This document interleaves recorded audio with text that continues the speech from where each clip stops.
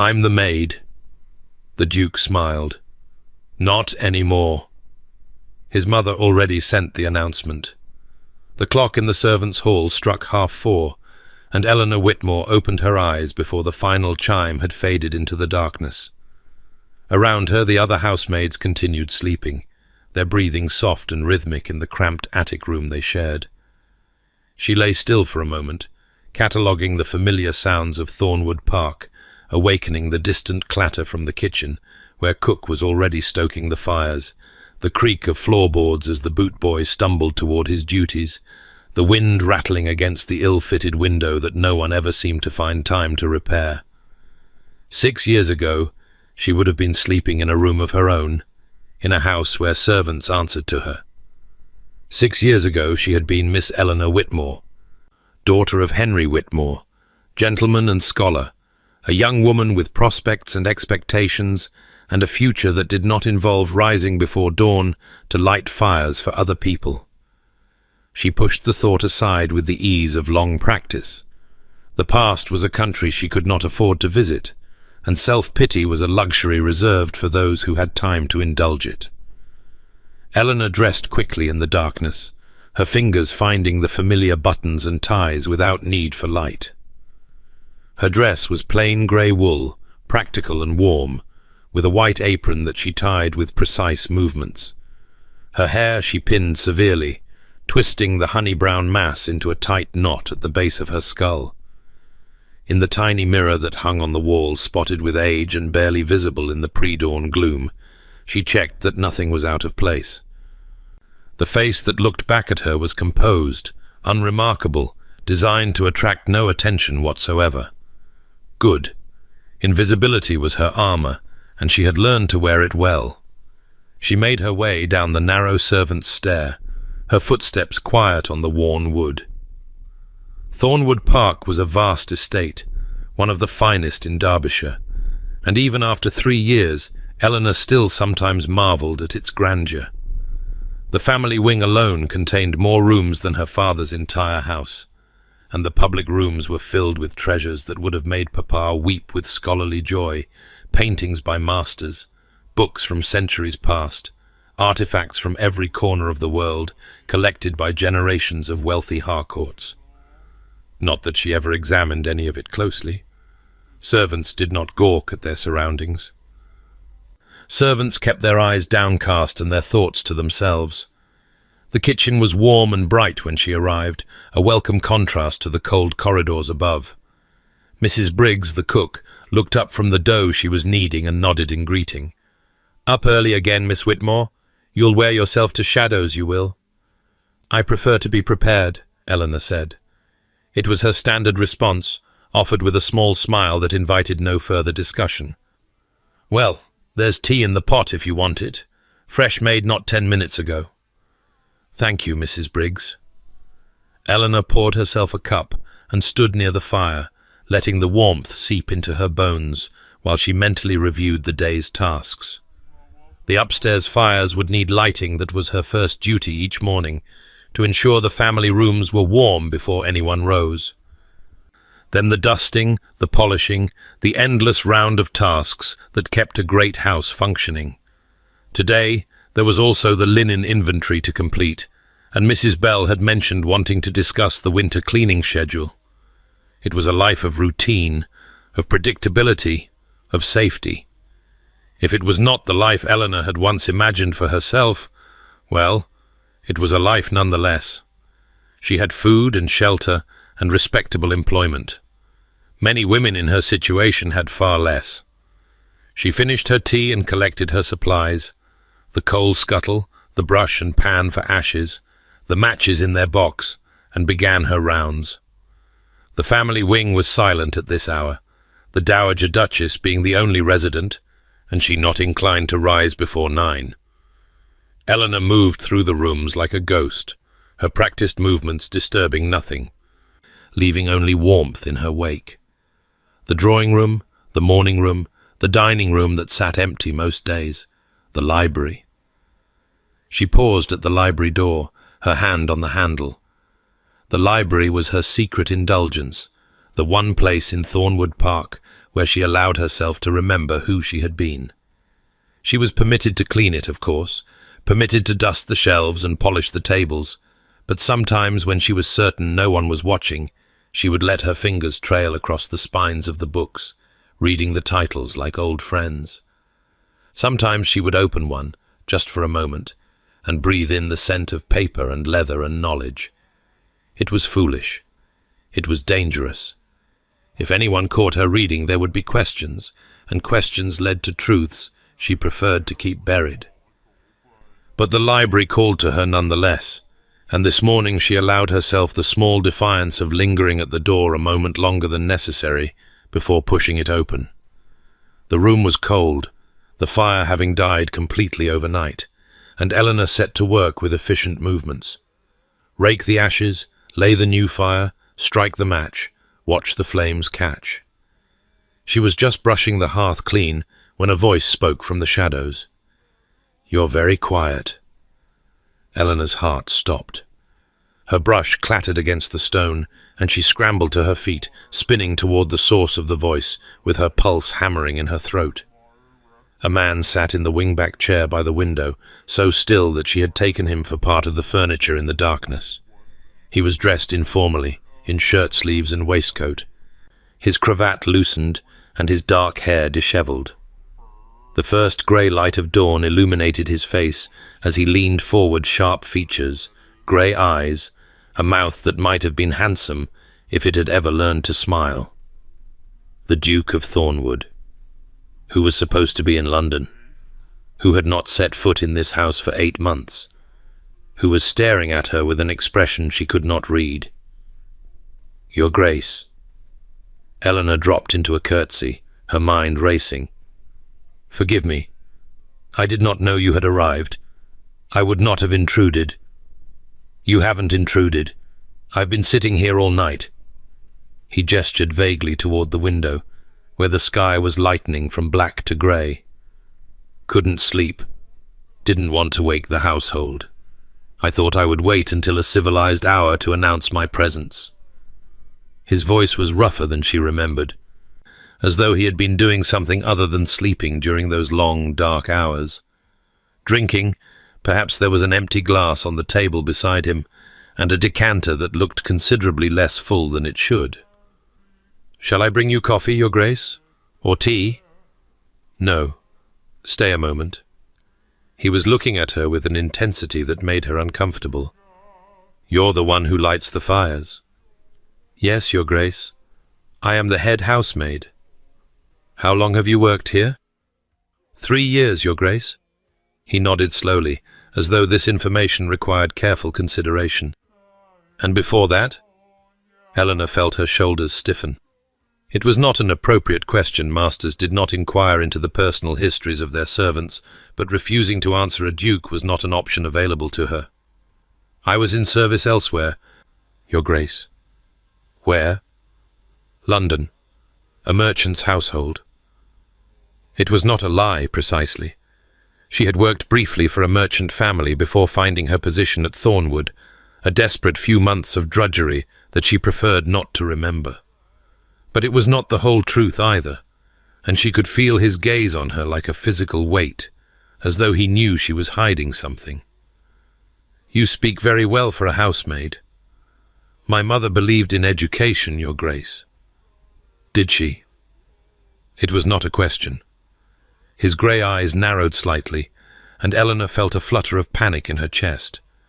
He was seeing too much, looking too closely.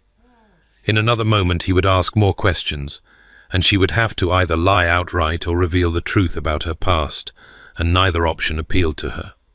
She dropped her gaze to the floor, retreating into the safety of civility. "Will there be anything else, Your Grace?" A long pause. She could feel him studying her, weighing her, and she kept her expression carefully blank. "No," he said finally. "That will be all." "Your Grace." She curtsied again and gathered her supplies, forcing herself to move at a normal pace, rather than fleeing as every instinct demanded. At the door she paused, some inexplicable impulse making her glance back. He was watching her still, silhouetted against the brightening window, and for just a moment their eyes met. Something passed between them, recognition perhaps, or curiosity, or simply the strange intimacy of two people awake in the grey hours before dawn, when the rest of the world slept. Then Eleanor dropped her gaze and slipped through the door, and the moment shattered like ice on a winter pond. The household erupted into chaos with the news of the Duke's arrival. Mrs. Bell, the housekeeper, received the information with the tightly controlled panic of a woman who had devoted her life to preparedness and found herself nonetheless unprepared. Rooms that had been closed for months needed airing. Fires needed lighting in the family wing. Cook needed to be informed that the Duke would expect proper meals, not the simple fare that suited the Dowager. "And no warning," Mrs. Bell muttered as she hurried through the servants' hall, her keys jangling at her waist. "Not a word, not a letter, just appears in the middle of the night like a ghost. What is the world coming to when a duke cannot be bothered to inform his own household of his movements?" Eleanor listened and said nothing, as was appropriate. But she found her thoughts returning again and again to that dark library, to the man who had sat alone through the long hours of the night, to the rough edge in his voice that suggested wounds she could not begin to imagine. She had seen the Duke only a handful of times during her years at Thornwood. He came rarely to the country estate, preferring to conduct his business from London, and when he did visit, he kept largely to himself. The servants spoke of him in hushed tones, calling him cold, distant, nothing like the laughing young man he had apparently been before his father's death. Some said he was heartless. Others said his heart had simply frozen over. Eleanor had no opinion on the matter. It was not her place to have opinions about her employers, but she could not forget the way he had looked at her, as though he was seeing past the grey dress and the severe hair and the downcast eyes to something beneath, as though he recognized her. It was unsettling. It was dangerous. It was, she admitted to herself in the privacy of her own thoughts, thrilling in a way she could not afford. The Dowager Duchess descended to breakfast at her usual hour, apparently unsurprised to find her son waiting for her in the dining room. From her position in the hallway, where she was supervising the footman's service, Eleanor watched the reunion unfold. "James?" The Dowager was a small woman, bird-boned and silver-haired, with eyes that missed nothing and a tongue that spared no one. "I wondered when you would show your face. How long has it been? 8 months? 9? I had begun to wonder if I still had a son, or if you had simply transformed into a figment of my imagination." "Mother." The Duke rose and kissed her cheek, his expression carefully neutral. "You're looking well." "I'm looking old, and you're looking like you haven't slept in a week. Sit down and eat something, you're skin and bones." "I'm perfectly healthy." "You're 32 years old and unmarried, which is the opposite of healthy. But we'll discuss that later." The Dowager settled into her chair and allowed a footman to pour her tea. "First, you can explain why you fled London in the middle of the season like a criminal escaping the law." A muscle twitched in the Duke's jaw. "I have not fled." "No? Then what would you call appearing at your own house in the dead of night without warning or luggage or even a valet to attend you?" "A strategic retreat." "From what?" The Duke was silent for a long moment. Eleanor busied herself adjusting a candlestick that did not need adjusting, her ears straining to catch every word. "You know from what, Mother?" "I'm sure I don't." "The announcement. The one you placed in the Times without my knowledge or consent." The Dowager sipped her tea with perfect composure. "Ah, that. Yes, that.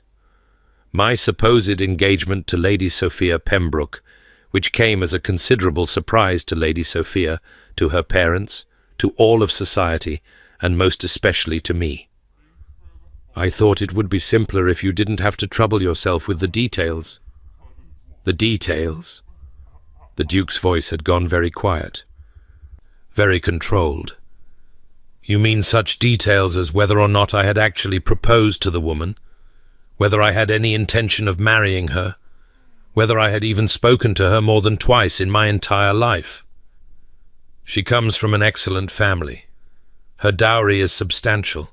She's young enough to give you heirs and old enough to manage a household. I fail to see the objection.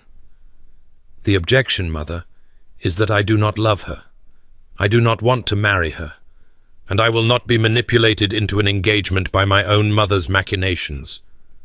Love. The Dowager made the word sound like a distasteful foreign concept. Your father and I did not love each other when we married, and we managed perfectly well. You managed to make each other miserable for 30 years. The words hung in the air like smoke. Eleanor saw the Dowager's composure flicker just for an instant before she recovered. I want you to be happy, James. Then stop trying to marry me off to women I cannot stand. And who could you stand? In 7 years you haven't shown the slightest interest in any eligible young woman. You avoid balls, you flee dinner parties, you treat every matchmaking mamma in London as though she carries the plague.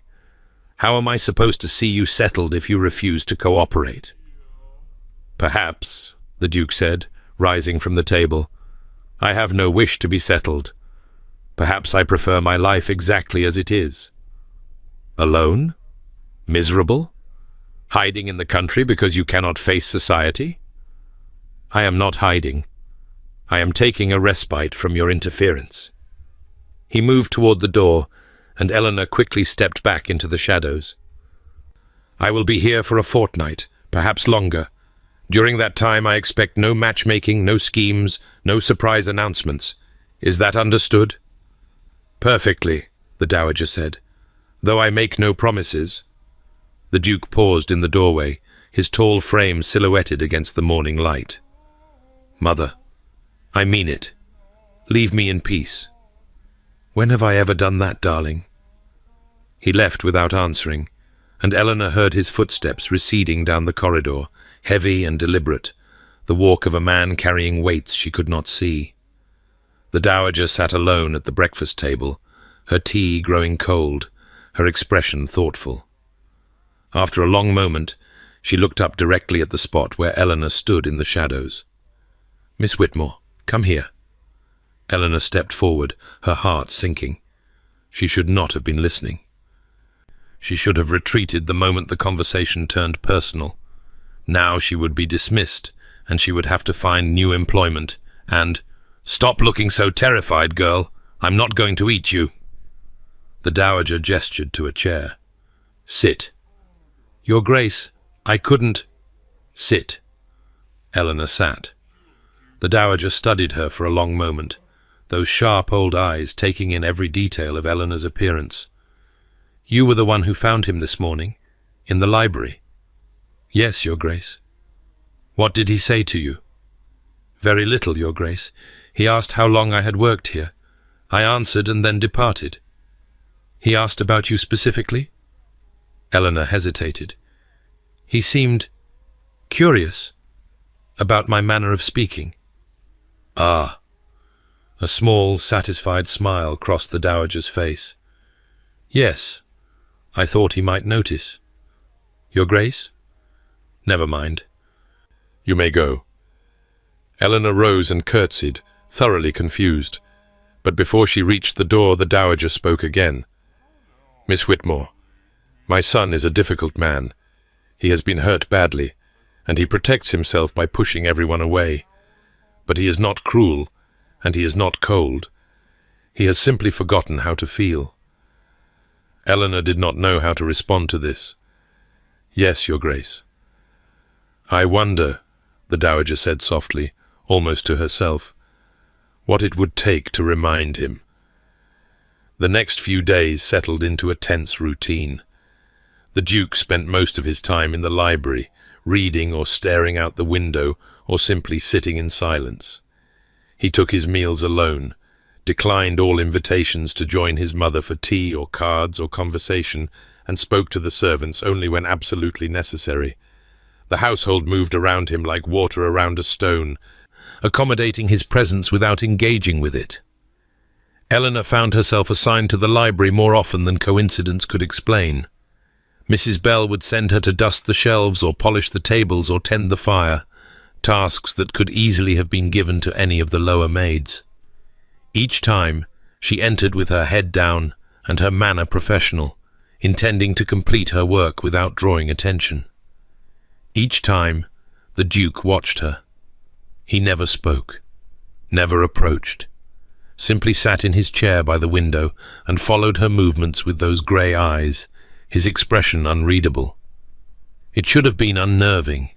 It was unnerving, but there was something in his gaze that felt less like scrutiny and more like curiosity, as though she was a puzzle he was trying to solve.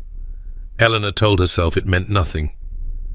She was a servant, and he was a duke, and the distance between them was vast and uncrossable. Whatever he saw when he looked at her, it could not be what she secretly feared he saw, the ghost of the gentlewoman she had once been, the truth she had buried so carefully beneath years of service. But still she felt his eyes on her, and still she wondered. On the fourth day, he spoke. "That book on the third shelf, the red leather one with the gold lettering. Have you read it?" Eleanor was dusting the mantelpiece, her back to him, and she froze at the sound of his voice. For a wild moment, she considered pretending she hadn't heard. But that would be absurd.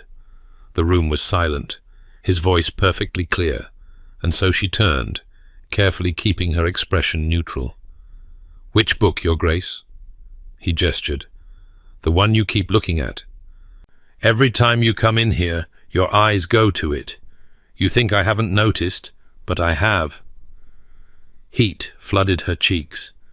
She had been so careful, so certain that her small indulgence went unobserved. To learn that he had been watching, cataloguing her glances, noting her interest. "I was admiring the binding, Your Grace. The craftsmanship is exceptional." "Is it?" He rose from his chair and crossed to the shelf, pulling down the book in question. "Let's see.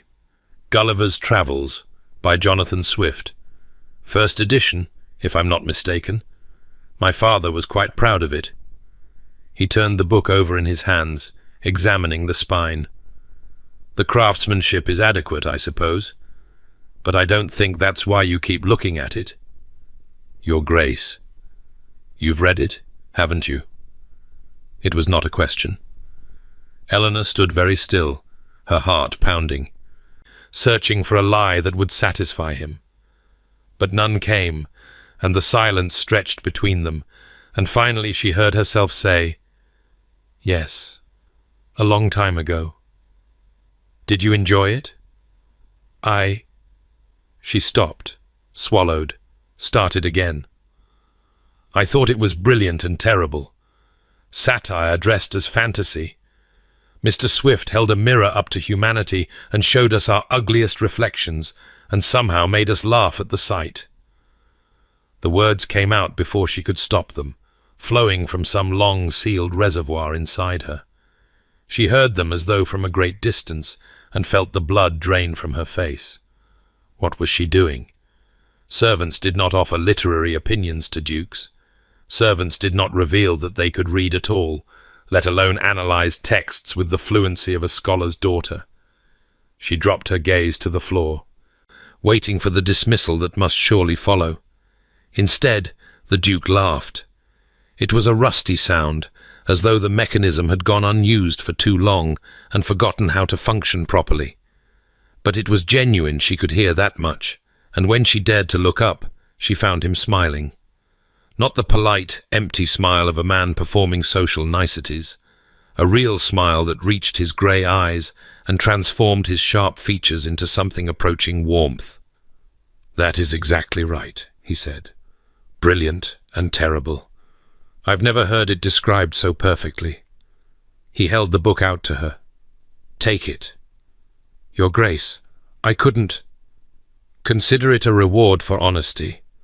God knows I hear little enough of that." His smile faded slightly, taking on a wry edge. "Everyone around me speaks in careful phrases. calculated to please or manipulate or conceal. But you actually said what you thought. Do you know how rare that is?" Eleanor stared at the book in his outstretched hand, her mind spinning. This was wrong. This was dangerous. If she accepted, it would be a step across a line she could never uncross, an acknowledgement of the strange connection building between them. But she wanted that book, had wanted it for 3 years, every time she entered this library and saw it gleaming on the shelf. And he was offering it to her freely, with no conditions attached, simply because she had been foolish enough to tell the truth. She took the book. "Thank you, Your Grace." "James." She looked up sharply. "My name is James. When we're alone, you may use it." "Your Grace, that would be inappropriate, irregular, probably." He shrugged, turning back toward his chair. "But I am tired of formality, Miss Whitmore. I am tired of distance and pretense and the endless performance of my position. For a fortnight at least, I would like to be simply a man. And I would like you to be simply a woman. Can you do that?" "I don't understand what you're asking." "Neither do I, entirely." He settled into his chair and gazed at her with an expression she could not interpret. "But I find myself curious about you, Miss Whitmore, about the housemaid who speaks like a lady and reads swift and looks at the world with eyes that see more than they should. I would like to know your story."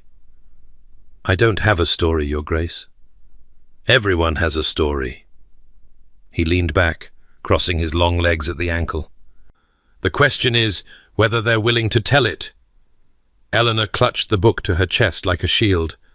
"I should return to my duties." "Of course."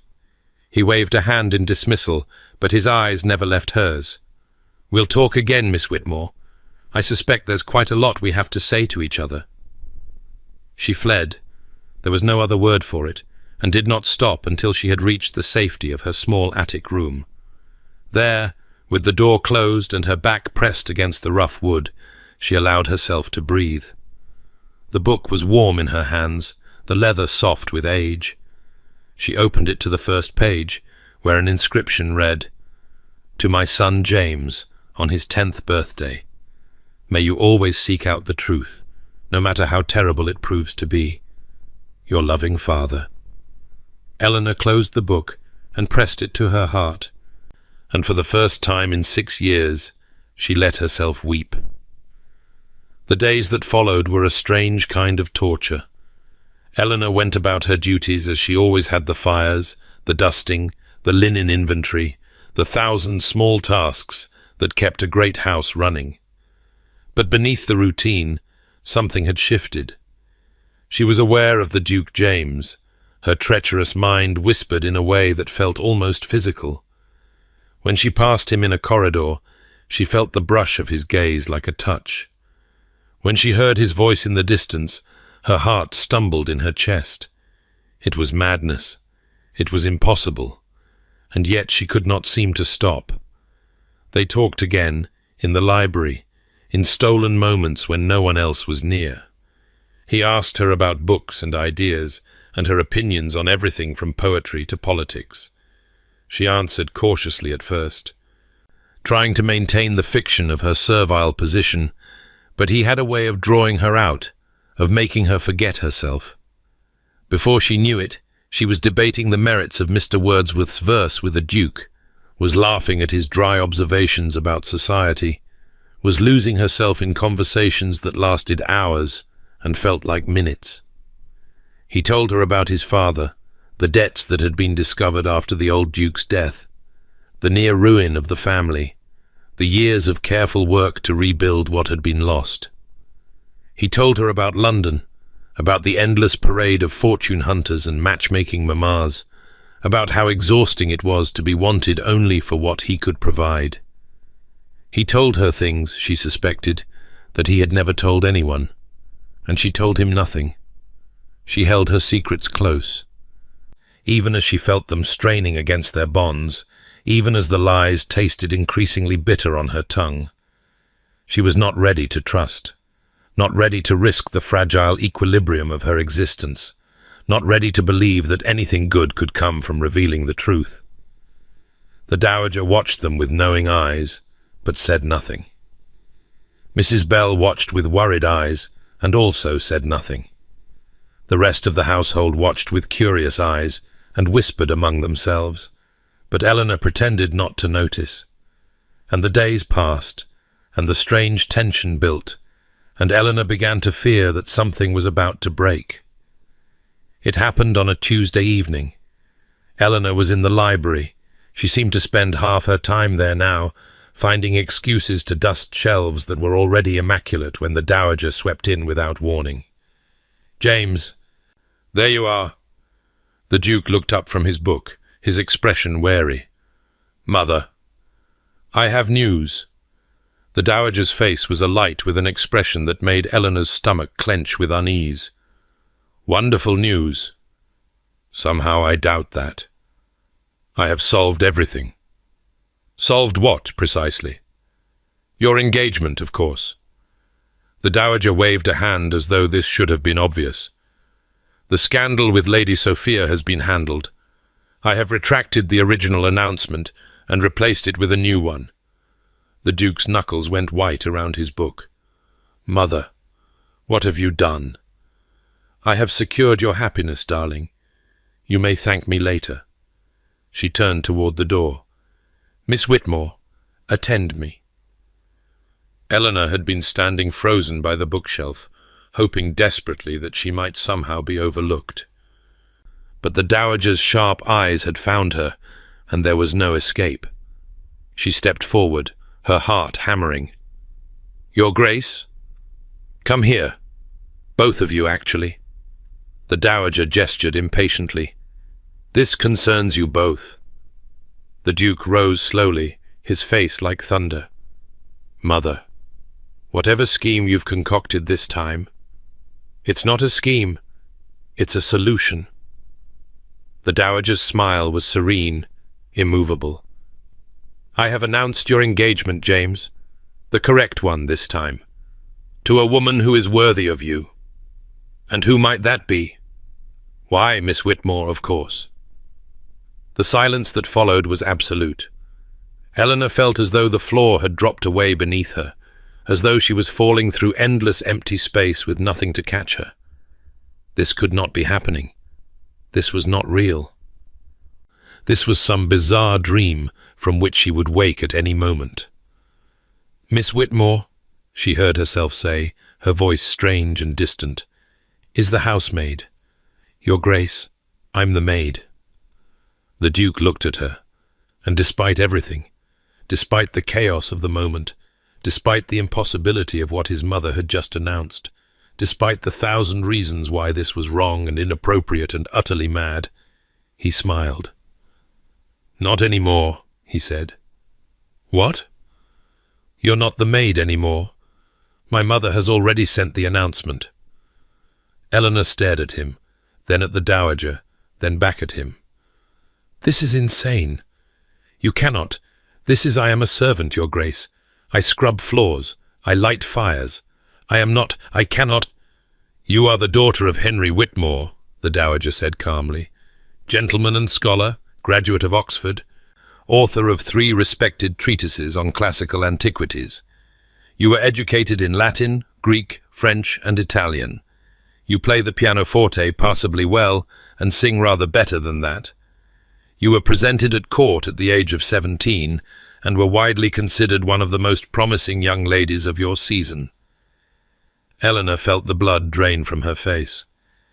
"How do you—" "Your mother was my dear friend, Miss Whitmore. We came out together nearly 40 years ago. I was there when she married your father. I was there when you were born." The Dowager's voice softened. "And I wept when I learned what had happened to you both, when I heard that Mary had died and her daughter had vanished, when I could not find you, no matter how hard I searched. You knew," the words came out as a whisper, "all this time, you knew who I was. I recognized you the moment you applied for the position. You have your mother's eyes." The Dowager reached out and took Eleanor's cold hands in her own. "I wanted to help you, child, but I knew you would not accept charity, so I gave you employment instead, and I watched, and I waited." "Waited for what?" "For you to be ready to reclaim your life." The Dowager glanced at her son, who was watching the exchange with an expression of dawning understanding. "And for James to find someone worthy of his heart." "Mother," the Duke's voice was rough, "did you plan this? The conversations in the library, the time we've spent together, was all of it some elaborate manipulation? I introduced you to a remarkable young woman and gave you the opportunity to discover each other. What happened next was entirely your own doing." The Dowager smiled. "But I will confess that I hoped." Eleanor pulled her hands free, wrapping her arms around herself as though trying to hold the pieces of her shattered world together. "You hoped. You hoped that I would, that we would, Your Grace. This is madness. Whatever your intentions, whatever you believe you've observed between your son and me, it cannot. I am a servant. I have been a servant for 6 years. I am not fit to be a duchess." "You are exactly fit," the Duke said quietly.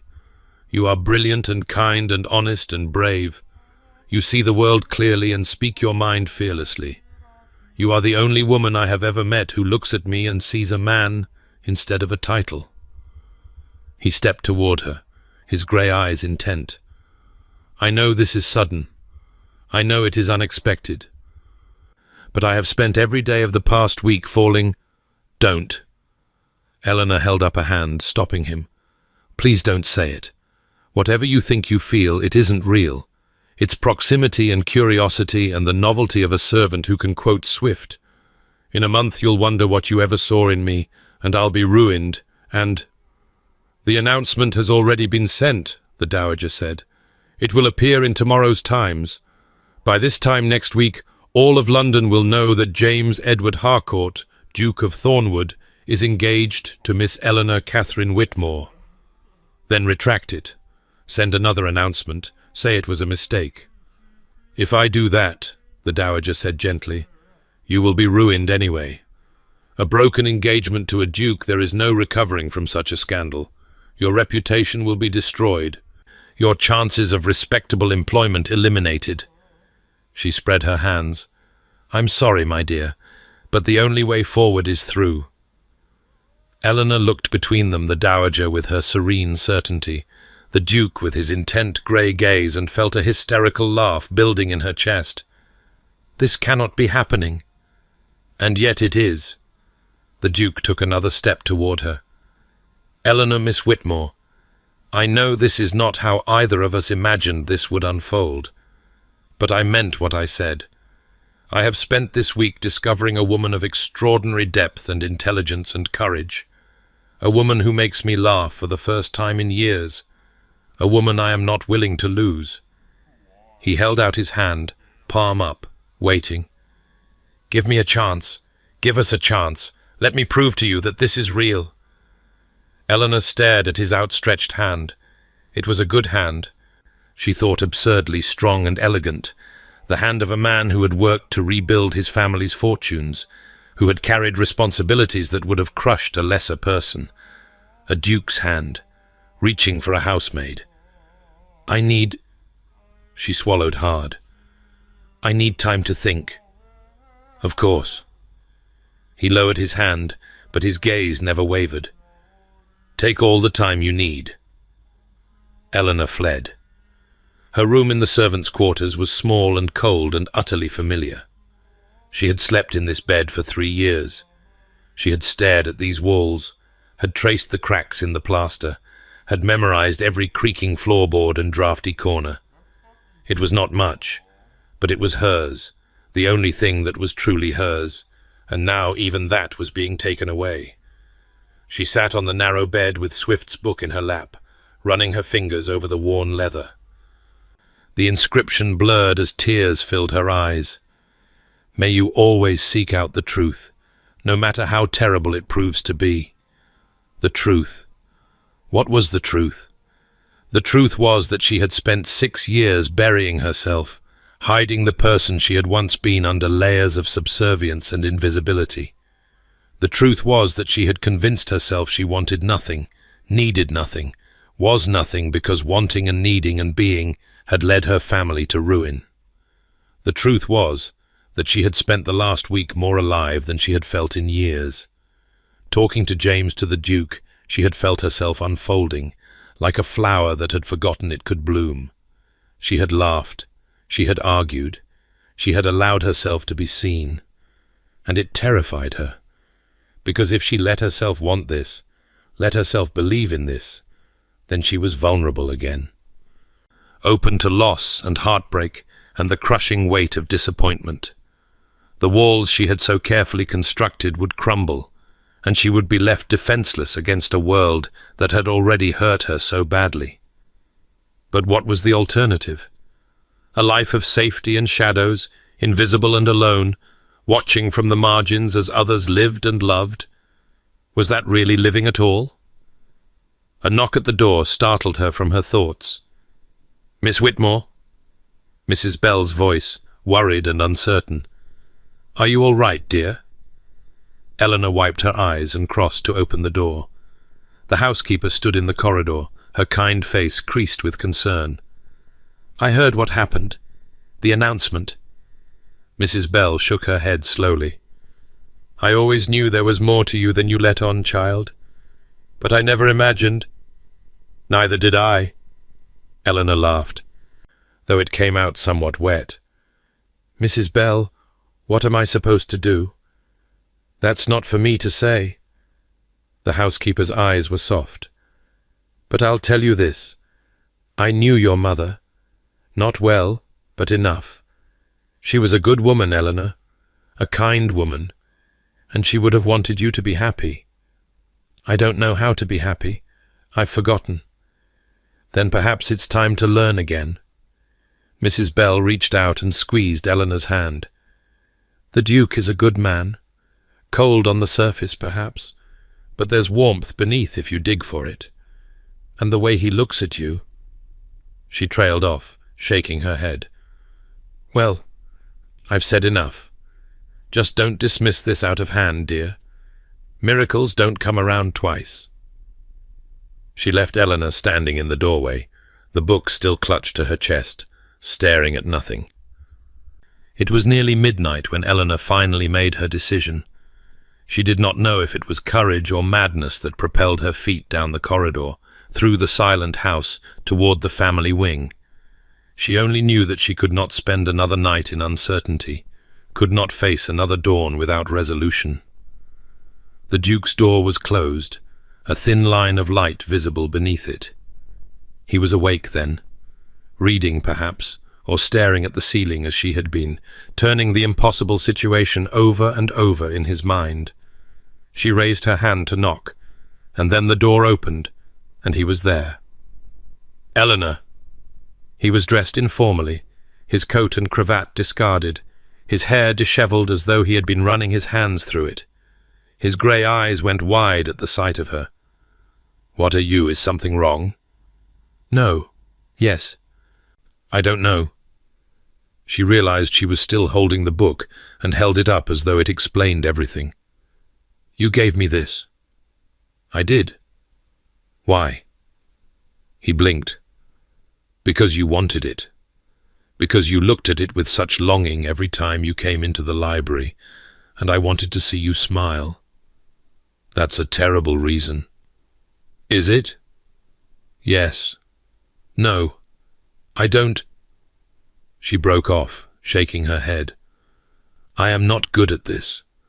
I have spent so long being invisible, being nothing, that I don't know how to be anything else. I don't know how to accept gifts or kindness or—" She gestured vaguely. "Or proposals, apparently." "It wasn't exactly a proposal, more of a fait accompli, thanks to my mother." "But you didn't protest. You smiled." "I did." "Why?" James leaned against the doorframe, his expression softening. "Because for the first time in 7 years, my mother did something I actually wanted her to do. even if she did it in the most absurd way possible. He reached out, very slowly, and touched her cheek. I was falling in love with you, Eleanor. I think I started falling the moment you looked me in the eye and told me Swift was brilliant and terrible. My mother simply expedited matters. Eleanor's breath caught. You don't know me. Not really. You know the woman I've been pretending to be for the past week. The woman who quotes poetry and argues about politics. But there's so much more. So much darkness. So much fear. Then show me. His thumb traced her cheekbone, gentle as a whisper. Show me the darkness. Show me the fear. Show me everything you've been hiding, and let me love you anyway. What if you can't? What if I can? She stood on the precipice, trembling. Behind her was the safety of her old life, the walls, the shadows, the careful invisibility that had protected her for so long. Before her was something terrifying and unknown, a leap into darkness with no guarantee of landing. But James was there, reaching for her as he had reached in the library, offering his hand, his heart, his trust. And for the first time in 6 years, Eleanor chose to reach back. "Teach me," she whispered. "Teach me how to be seen again." His smile was like sunrise. "It would be my honor." And there in the doorway, with the night dark around them, and the future stretching ahead uncertain and vast, the Duke of Thornwood kissed the woman who had been his housemaid, and Eleanor Whitmore began, at last, to remember how to live. The morning after everything changed, Eleanor woke in a bed that was not her own. For a disorienting moment, she did not know where she was. The mattress was too soft, the sheets too fine, the light filtering through the curtains too golden and warm. She lay still, her heart racing, trying to piece together the fragments of memory that would explain this strangeness. Then it came back to her, all of it, and she sat up sharply, clutching the unfamiliar coverlet to her chest. She was in a guest chamber in the family wing of Thornwood Park. The Dowager had insisted on moving her there last night, after the kiss in the doorway, after James had finally released her with a promise to see her at breakfast. "You cannot remain in the servants' quarters," the Dowager had said, her tone brooking no argument. "Not now, not any more." Eleanor had been too dazed to protest. She had allowed herself to be led through the silent house, had accepted the nightgown that appeared as if by magic, had climbed into this vast bed and stared at the canopy above her until exhaustion finally pulled her under. Now, in the unforgiving light of morning, the reality of her situation crashed over her like a wave. She was engaged to a duke. The announcement was in the Times. By now all of London knew. By now the gossip would have begun. Who is this Miss Whitmore? Where did she come from? How did a nobody capture the most eligible bachelor in England? And when they learned the truth, when they discovered that the Duke's intended had spent the last 6 years scrubbing floors and lighting fires, the scandal would be immense. Devastating. The kind of scandal that ruined not just individuals, but entire families. What had she done? A soft knock at the door interrupted her spiraling thoughts. Before she could respond, it opened to admit a young woman in a maid's uniform, one of the housemaids Eleanor had supervised just yesterday, carrying a tray laden with tea and toast. "Good morning, miss." The girl, Sarah, her name was Sarah, bobbed a curtsy, her eyes wide with barely concealed curiosity. "Her Grace said to bring you breakfast and help you dress." "Sarah?" Eleanor's voice came out strained. "You don't have to. I can manage perfectly well on my own." "Her Grace was most insistent, miss." Sarah set the tray on the bedside table, her movements careful and deliberate. "She said you're to have everything proper now. Said you're to be treated as befits your station." My station. Eleanor wanted to laugh, or perhaps cry. Yesterday her station had been the same as Sarah's. Yesterday she had been the one bringing trays and helping ladies dress. The reversal was so complete, so disorienting, that she felt as though she had stepped through a looking-glass into a world where all the rules had changed. "Sarah, please. I don't know how to do this." The young maid paused in her work, turning to look at Eleanor with an expression of unexpected sympathy. "If I may say so, miss, you were always kind to us, kinder than you needed to be. The other girls, we always thought there was something different about you, something above." She ducked her head, suddenly shy. "We're glad for you, miss. Truly, you deserve nice things." Eleanor's eyes burned. "I don't know about that." "I do." Sarah straightened her shoulders, seeming to find confidence from somewhere. "Now, Her Grace has sent up some dresses for you to try. They're from her own wardrobe, but she says the seamstress can alter them quick enough. Shall I show you?" There was nothing to do but nod and allow herself to be swept along by the current.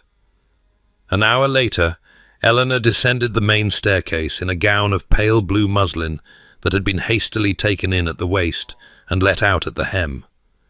It was finer than anything she had worn in years, the fabric soft against her skin, the cut elegant and flattering. Her hair had been styled by Sarah's uncertain but willing hands into something approximating a fashionable arrangement, with soft curls framing her face instead of the severe knot she had worn for so long.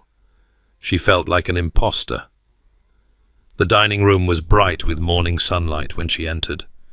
James rose immediately from his seat at the table, his eyes sweeping over her with an expression that made her cheeks warm. "You look beautiful. I look like I'm playing dress-up in someone else's clothes. Those are someone else's clothes, but you make them look better than their original owner ever did." "I heard that," the Dowager said from her position at the head of the table, "and I'll have you know that gown was the height of fashion in its day." "Its day being approximately 15 years ago," James said, pulling out a chair for Eleanor. "But the colour suits her. We'll need to commission an entire wardrobe, of course. I'll send for Madame Beaumont from London." Eleanor sank into the offered chair, overwhelmed. "That isn't necessary." "It is absolutely necessary. You're to be a duchess. You cannot go about in altered hand-me-downs, however becoming they may be." "James is right," the Dowager agreed. "We have much to do, and precious little time to do it. The announcement will bring visitors, curiosity-seekers and well-wishers alike. We must be prepared." "Visitors?"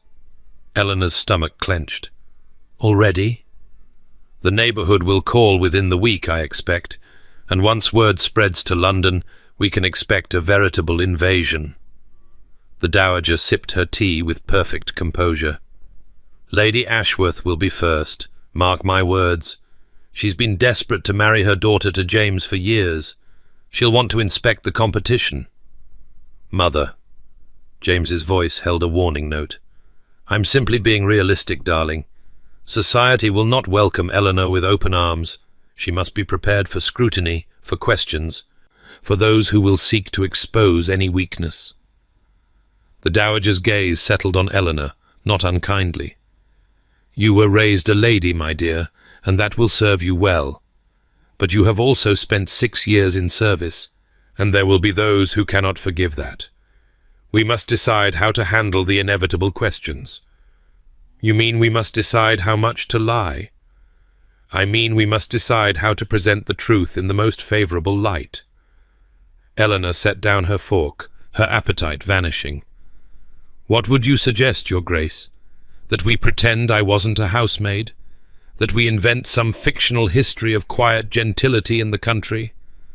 "We could," the Dowager said thoughtfully. "It would be simpler." "No." James's voice was firm. "We will not lie about who Eleanor is or what she has done. There is no shame in honest work, and I will not have my future wife begin our marriage with deception." Eleanor looked at him, something warm blooming in her chest despite her anxiety. "You say that now, but when the gossip starts—" "Let them gossip. Let them whisper and speculate and clutch their pearls in horror. I don't care what society thinks." He reached across the table and took her hand, his grip strong and sure. "I care what you think, and I care what we build together. The rest is noise." "A pretty sentiment," the Dowager said, "but noise can be damaging. We must at least control the narrative. Eleanor's father was a respected scholar, her family well connected before their misfortunes. That much is true and can be verified. We will emphasize her education, her accomplishments, her breeding. The service will be mentioned only if directly asked, and then as a testament to her character, a gentlewoman who chose honest work over dependence or disgrace." "And if they ask why I was working in your own household?" Eleanor asked. "That will seem suspicious, as though this entire engagement was manufactured." "It was manufactured," James said dryly. "By my mother." "Yes, but they needn't know that." The Dowager waved a dismissive hand. "We will say that I recognized Eleanor when she came to seek employment, that I took her in out of affection for her late mother, and that nature took its course when my son finally deigned to visit his own estate. That's remarkably close to the truth. The best deceptions always are." The Dowager smiled. "Now, eat your breakfast, both of you. We have a great deal of work to do." The following days blurred together in a whirlwind of preparations. Madame Beaumont arrived from London with 2 assistants and enough fabric samples to outfit a small army. Eleanor spent hours being measured, pinned, and draped in silks and satins that cost more than she had earned in a year of service. Every time she protested the expense, James simply smiled and told her to choose whatever she liked. "I have more money than I know what to do with," he said, when she pressed the issue. "Thanks to 7 years of having nothing to spend it on but investments and improvements. Let me enjoy spoiling you. I don't need to be spoiled, but I need to spoil you.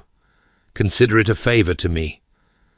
It was, Eleanor reflected, remarkably difficult to argue with a man who framed his generosity as a personal necessity.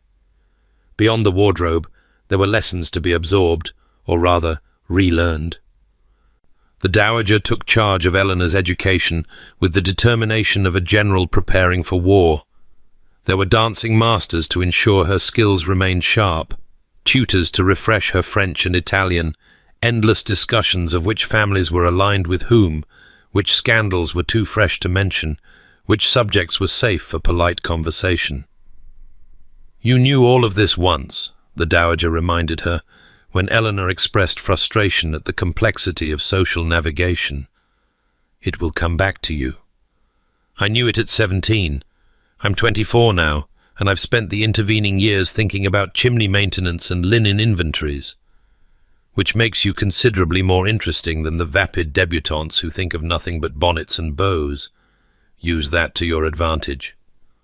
Through it all, James remained a steady presence at her side. He joined her for meals, sat with her during fittings, walked with her through the winter gardens when the endless preparations threatened to overwhelm her.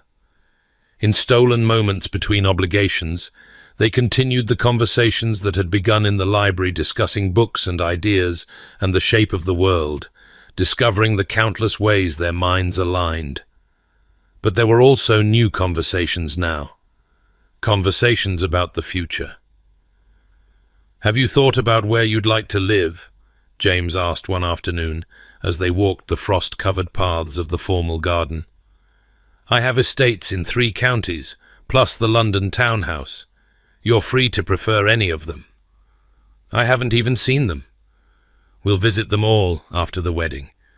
But if you have a preference for country or city, for society or solitude, I'd like to know." Eleanor considered the question. "I think I would like somewhere in between. I've had enough of London to last a lifetime, but complete isolation sounds lonely. Somewhere with neighbours, but not too many. Somewhere with space to breathe." "Thornwood, then. This estate is the most balanced, close enough to visit the city when required, far enough to avoid its worst excesses. And you already know the household." The household knows me as the woman who used to tell them to polish the silver. They'll adjust. Most of them already have. James caught her hand, drawing her to a stop beside a dormant rose bush. Mrs. Bell told me yesterday that she's never seen the staff so cheerful. Apparently, they're all delighted that one of their own has risen to such heights. They see it as a hopeful sign. A hopeful sign of what? That circumstances can change. That worth is not determined by birth alone. That even in this rigid hierarchical world, there is room for something like justice. He raised her hand to his lips, pressing a kiss to her knuckles. You give them hope, Eleanor. Don't underestimate the value of that. She felt tears prick at her eyes and blinked them back fiercely. You have more faith in me than I have in myself. Then I'll simply have to lend you some of mine until you find your own. The first visitors arrived exactly when the Dowager had predicted 5 days after the announcement, on a grey Thursday afternoon when Eleanor was in the middle of a fitting and entirely unprepared for company. Lady Ashworth and Miss Ashworth, the butler announced, his voice carefully neutral. They are waiting in the drawing-room. The Dowager rose from her chair with the smooth grace of long practice. Already? Well, we knew it would come. Eleanor, change into the green silk Madame Beaumont. You may finish later and meet me in the drawing-room in 15 minutes. James, you will attend us. Must I? You must.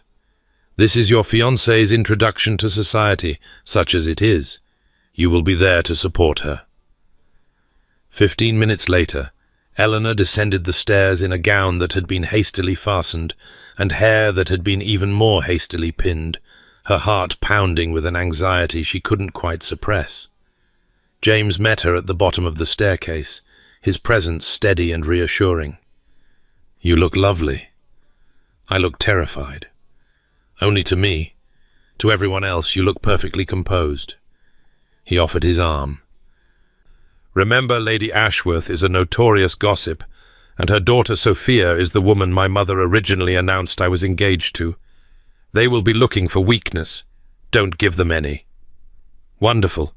No pressure at all. You've faced harder things than a pair of society ladies. You've survived poverty and loss and 6 years of service. What's one awkward tea compared to that?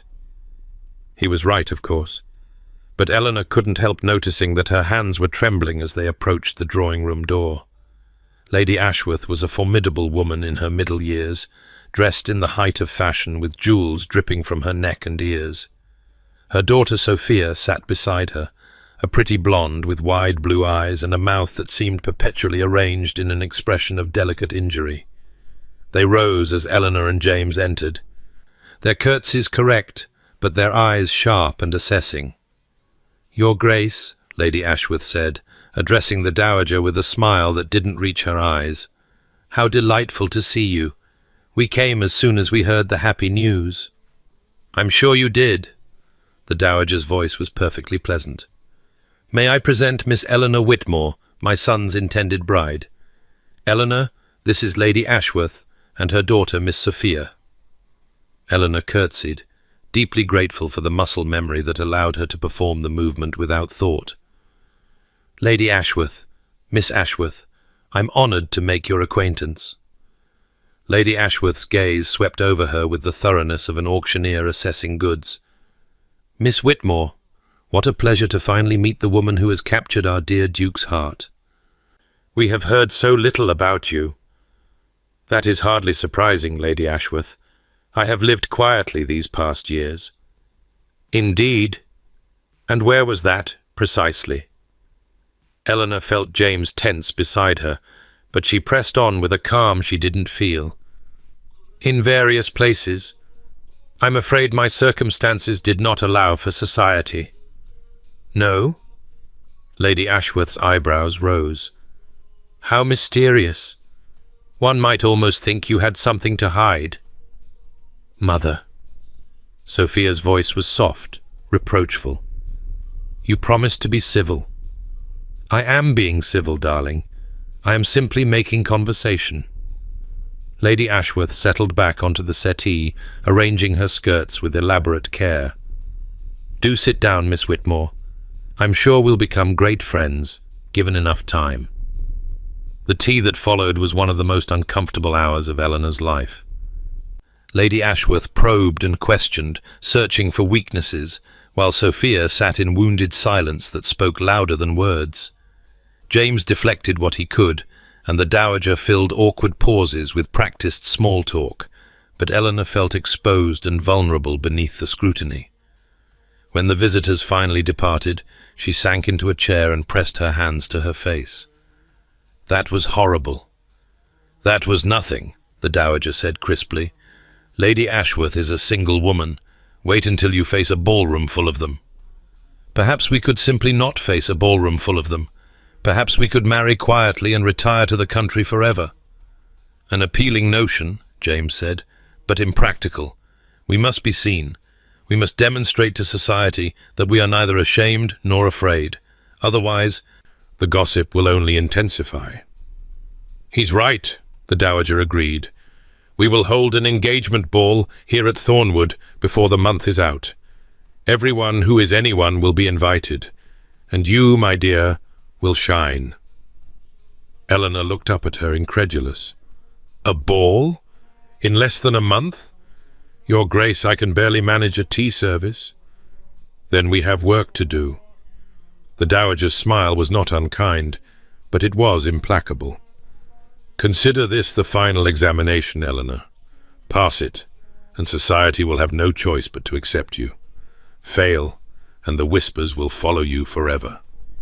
The preparations for the ball consumed every waking moment. Eleanor practiced dancing until her feet ached, memorized guest lists until names blurred together, rehearsed conversations until even her dreams were filled with polite small talk. The Dowager drilled her relentlessly, critiquing her posture, her expressions, her tone of voice, but always with an undertone of affection that made the criticism bearable. "You have natural grace," the Dowager said one evening, watching Eleanor execute a complicated turn in the empty ballroom. "And your conversation is intelligent without being pedantic. Those are rare qualities. You simply need confidence." "Confidence is rather difficult to manufacture." "Nonsense. Confidence is nothing but performance. You act as though you belong, and eventually you forget you are acting." "Is that what you did when you first entered society?" The Dowager's expression softened. "My dear, I was a nervous wreck on my debut. I was convinced everyone was laughing at me, that I would say the wrong thing and disgrace my family forever. But I held my head high and smiled until my face ached, and eventually I discovered that I actually did belong, that the world I had feared was no more frightening than any other." "But you were born to this." "I'm trying to return to something I left behind years ago." "Which makes you stronger, not weaker. You know what it is to struggle, Eleanor. You know what it is to work and sacrifice and survive. Most of the people at that ball have never faced a single hardship in their pampered lives. Why should you be intimidated by them?" It was a reasonable question. Eleanor wished she had a reasonable answer.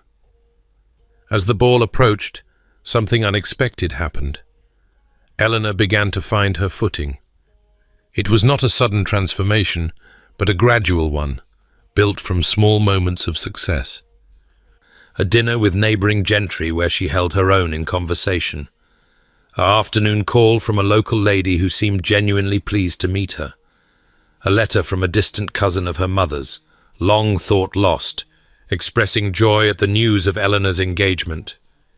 "You see," James said, reading the letter over her shoulder, "not everyone is Lady Ashworth. Some people are genuinely happy for you. One letter does not constitute universal acceptance." "No, but it's a start." He pressed a kiss to her temple. "You're doing beautifully, Eleanor. Better than you know." She wanted to believe him. Some days she almost did, but the doubts lingered, surfacing in quiet moments when she was alone with her thoughts. She was not who they thought she was. She was not the poised, confident woman she presented to the world. She was a frightened girl playing dress-up, and sooner or later someone would see through the performance. The night before the ball, she couldn't sleep. She rose from her bed and wrapped a shawl around her shoulders, intending to fetch a book from the library. But her feet carried her somewhere else, down the familiar servant's stair, through the silent corridors, to the small room in the attic where she had slept for 3 years. The door was unlocked. The room was empty now, her few possessions having been moved to the guest chamber weeks ago, but the moonlight through the window illuminated the narrow bed, the bare walls, the crack in the plaster she had traced with her eyes countless times. She sank onto the bed, and for a long moment she simply sat there, breathing in the familiar scent of the servants' quarters, wax and wood smoke, and something faintly musty. This was who she was. This cramped room, this narrow life, this daily struggle for survival. Everything else, the fine gowns, the dancing lessons, the engagement to a duke, was a dream from which she would surely wake. "I thought I might find you here." She looked up to find James in the doorway, dressed in a robe, his dark hair dishevelled from sleep. He looked impossibly handsome in the moonlight, and impossibly far away. "How did you know?" "I went to your room first. When you weren't there, I followed a hunch." He stepped into the tiny space, ducking slightly to avoid the sloped ceiling. "This is where you slept?" "For 3 years. It's very small." It was enough. Eleanor traced a finger across the worn blanket. "I was happy here in a way. I had purpose and routine and a place where I belonged. I knew exactly who I was and what was expected of me." James lowered himself onto the bed beside her, the frame creaking under his weight. "And now? Now I don't know anything. I don't know who I'm supposed to be or how to be her. Tomorrow night I'll stand in front of everyone who matters in this county and pretend to be someone I'm not, and they'll see through me, and everything will fall apart." "You're not pretending to be anyone." His voice was gentle but firm. "You're simply being all of who you are, instead of hiding parts of yourself away." "That's easy for you to say. You've always been the Duke of Thornwood. You've never had to become someone else." "Haven't I?" He laughed softly, without humor. "Eleanor, I've spent 7 years pretending to be a man without feelings, without needs, without any desire for connection. I've worn coldness like armor because it was easier than letting anyone close enough to hurt me. That mask, the Ice Duke, the man who doesn't care, that's the pretense. The person you see now, the one who laughs at your jokes and argues about books and wants nothing more than to spend every moment in your company, that's who I really am." She looked at him, really looked, and saw the truth of his words written in his eyes. "We're both pretending, then. We're both learning to stop." He took her hand, his thumb tracing circles on her palm. "Tomorrow night isn't a test, Eleanor. It's not an examination you can pass or fail. It's simply an evening during which you'll dance and make conversation and let people see who you are. Some of them will love you. Some of them will hate you. Most of them won't think about you at all after they leave. But none of that matters. What does matter? That you go to sleep tonight knowing that I love you, that my mother loves you, that the people in this household, the ones who actually know you, are honored to serve you." His grip on her hand tightened. "The rest is just noise, remember?" "Noise," she repeated softly. "Noise. And we'll face it together." She leaned into him, letting her head rest against his shoulder, and for a long moment they sat in silence in the tiny attic room where Eleanor Whitmore had learned to be invisible. "Will you do something for me?" she asked finally. "Anything. Dance with me. Here, now, before all the eyes and expectations.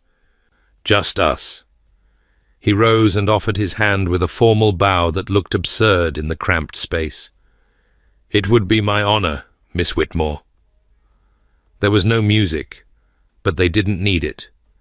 They moved together in the moonlight, turning and swaying in a space barely large enough to contain them, and Eleanor felt something loosen in her chest.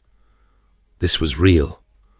Whatever happened tomorrow, whatever society thought of her, this James's arms around her, his heart beating against hers, this moment of quiet grace, this was true. "I love you," she whispered. It was the first time she had said the words aloud. They felt strange on her tongue, vulnerable and terrifying and absolutely right. James stopped dancing. His hands came up to frame her face, tilting it toward his. "Say that again." "I love you.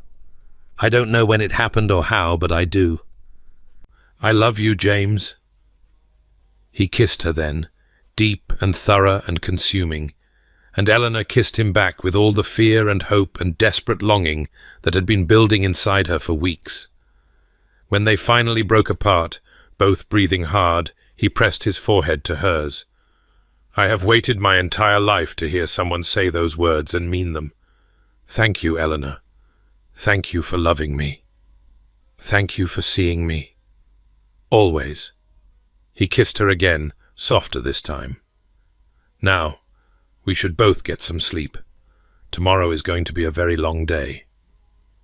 She let him lead her from the attic room, back down through the sleeping house, to the door of her guest chamber. He kissed her hand at the threshold, a gesture that was both formal and intimate, and she watched him disappear down the corridor before finally closing the door. Sleep came easier than she had expected, and her dreams were soft and warm and free of fear. The night of the ball arrived with crystalline perfection, cold enough to be seasonal, clear enough to reveal a sky full of stars. Carriages began arriving at dusk, their lanterns creating a river of light up the long drive to Thornwood Park. Eleanor stood before the mirror in her chamber, hardly recognizing the woman who looked back at her.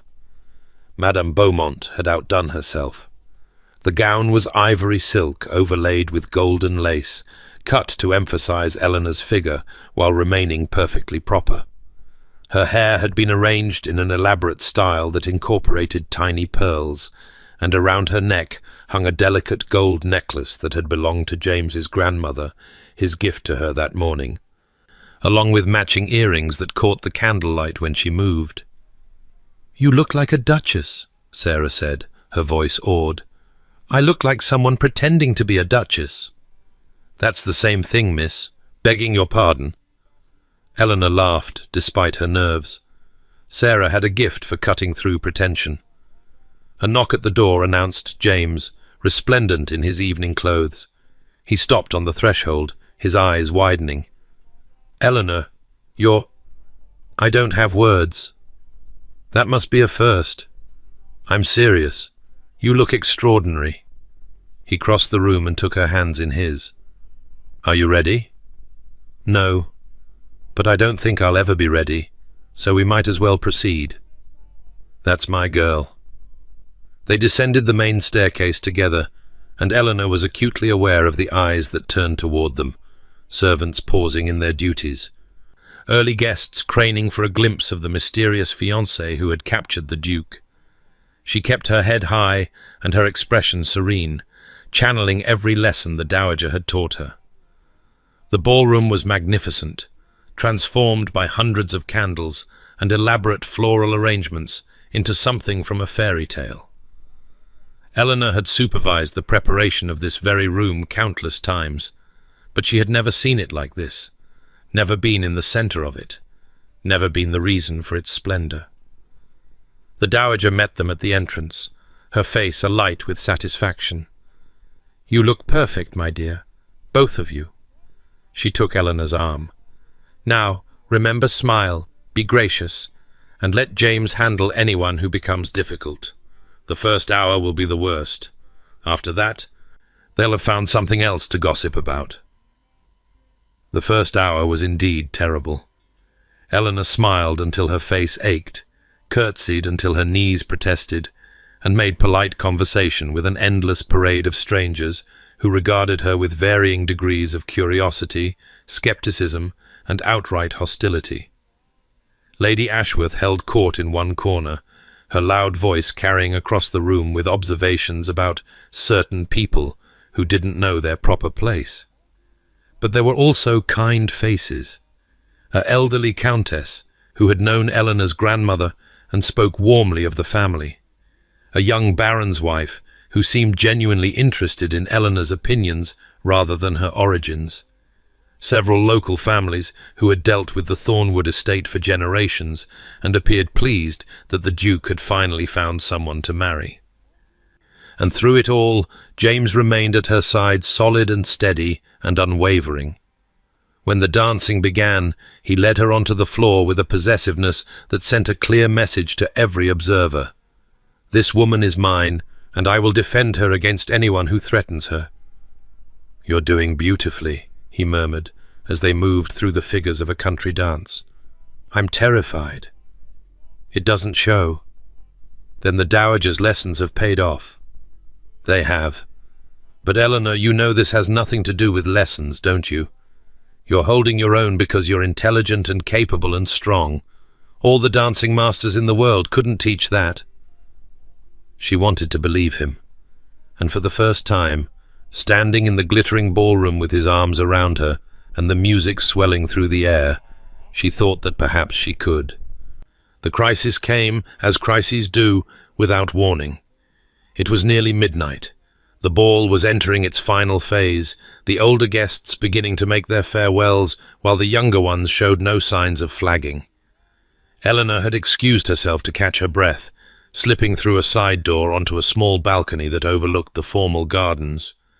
The cold air was a relief after the heat of the ballroom. She leaned against the railing, closing her eyes, letting the tension drain from her shoulders. Miss Whitmore, or should I say, the future Duchess of Thornwood. Eleanor's eyes flew open. A man had followed her onto the balcony, Lord Bartholomew Crane, if she remembered correctly, a minor aristocrat with a reputation for gambling and gossip. He was handsome in a dissipated way, with the slightly unfocused look of someone who had been drinking heavily. Lord Crane, you startled me. Forgive me. I simply wanted a moment alone with the woman of the hour. He moved closer, his smile unpleasant. You've caused quite a stir, you know. Everyone is talking about you. People do enjoy talking. Indeed they do. And what they're saying is most interesting. He leaned against the railing beside her, too close for propriety. They're saying you appeared out of nowhere, that no one knows anything about your past, that the whole engagement seems rather convenient. Eleanor kept her voice level. I'm sure I don't know what you mean. Oh, I think you do. His smile widened. You see, I have a talent for remembering faces, particularly pretty ones, and I could swear I've seen yours before. Her heart began to pound.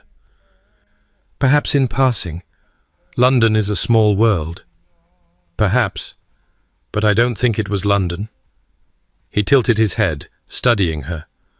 No, I'm quite certain it was somewhere else entirely, somewhere rather unexpected for a lady of quality.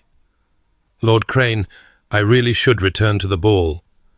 My cousin employed a maid several years back. Pretty girl, well-spoken, clearly above her station. I visited their house once and saw her on her knees, scrubbing the floors.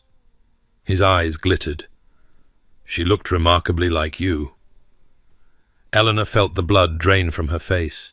She couldn't speak, couldn't move, couldn't do anything but stand there as her worst nightmare unfolded. It was you, wasn't it? Lord Crane laughed, a harsh sound in the quiet night. The Duke's perfect fiancée. The mysterious Miss Whitmore, she's nothing but a housemaid with delusions of grandeur. Lord Crane. I wonder what your precious Duke would say if he knew the truth. I wonder what society would say. He leaned closer, and she could smell the brandy on his breath. Then again, perhaps we could come to some sort of arrangement.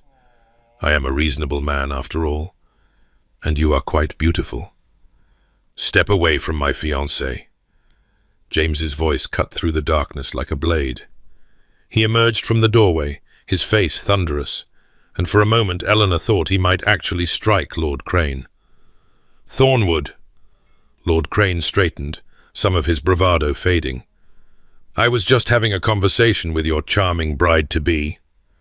"I heard your conversation, all of it." James moved to Eleanor's side, positioning himself between her and Lord Crane. "You will apologize to Miss Whitmore immediately, and then you will leave this house and never return." "Apologize? For what? For discovering the truth about your little fraud?" "The truth." James's voice was ice. "The truth is that Miss Whitmore is the daughter of Henry Whitmore, a respected scholar and gentleman. The truth is that when her family fell on hard times, she did what countless gentlewomen have done throughout history. She sought honest employment rather than burdening others with her care. The truth is that she is the finest woman I have ever known, and I am honored that she has agreed to be my wife." "But she was a servant." "She was a lady who worked as a servant. There is a difference, though I wouldn't expect a man like you to understand it." James took a step forward, and Lord Crane took a corresponding step back. "Now, you will apologize, or I will personally throw you off this balcony. The choice is yours."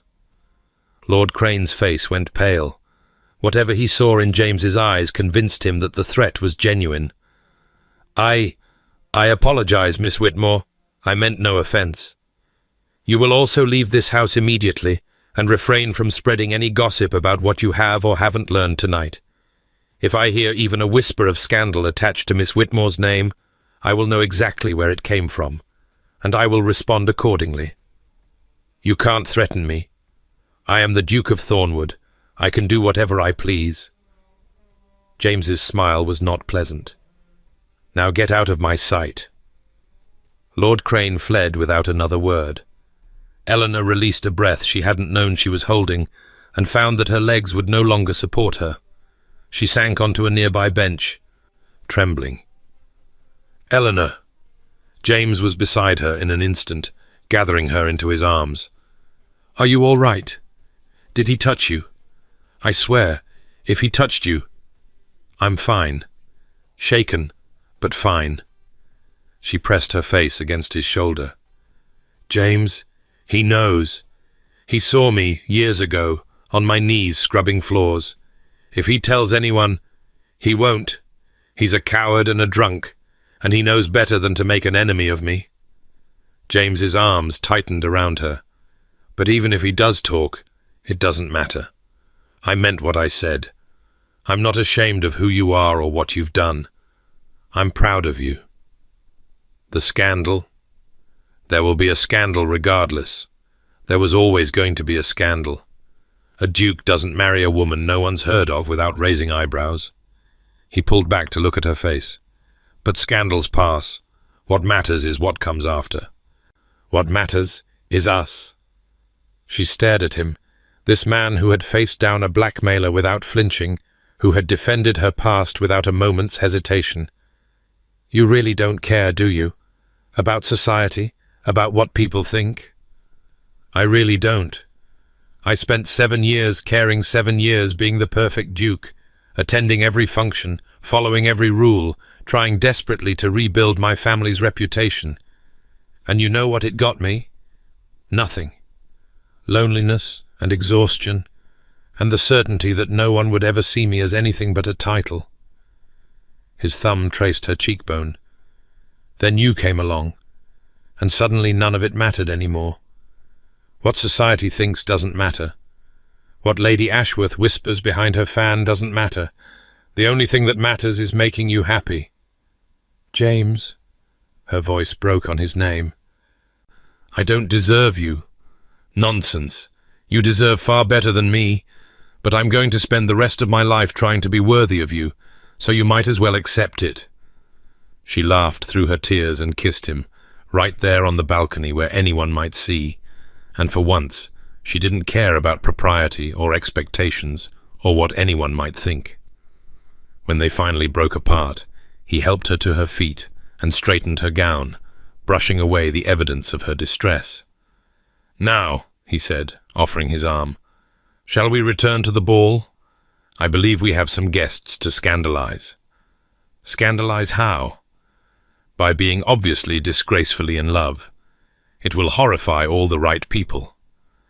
She took his arm and squared her shoulders, feeling something new settling into place inside her. Something like strength, something like belonging, something like the first stirrings of the woman she was becoming. "Then let's give them something to talk about."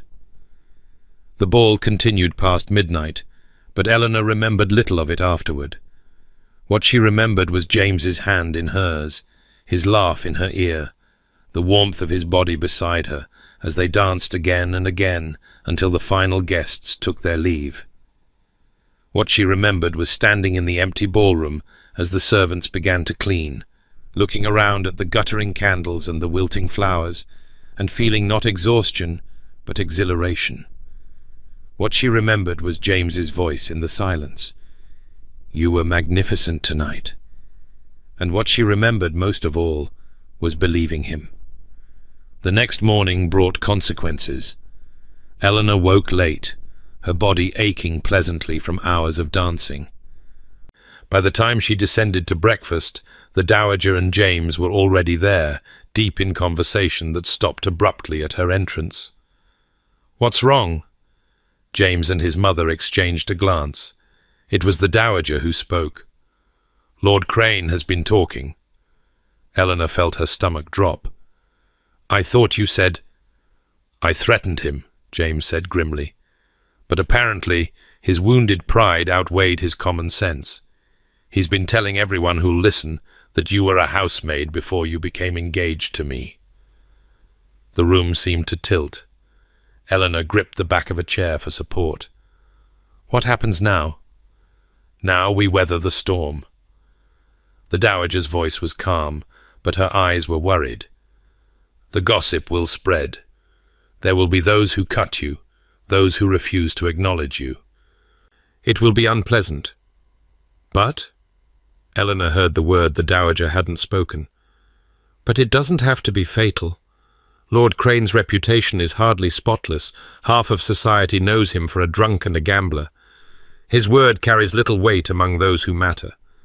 And James's defense of you last night was witnessed by several people who have already begun spreading a counter-narrative." "What counter-narrative?" "That you're a gentlewoman who fell on hard times and was taken in by the Dowager Duchess out of kindness. That your work as a servant was a testament to your character, not a stain upon it. That James fell in love with you despite your circumstances, or perhaps because of them." The Dowager smiled slightly. "The truth, in other words, simply presented in its most favorable light." "And people will believe that?" "Some will. Some won't. But in time, other scandals will arise, other gossip will circulate, and your past will fade into just another interesting story about how the Duke of Thornwood found his bride." The Dowager reached across the table and took Eleanor's hand. "You have survived worse than this, my dear. You will survive this too." Eleanor looked between them, the Dowager with her fierce protectiveness, James with his steady determination. She thought of Lord Crane's sneering face, of Lady Ashworth's cutting whispers, of all the obstacles that still lay ahead. And then she thought of last night, the dancing, the laughter, the declaration of love on the moonlit balcony.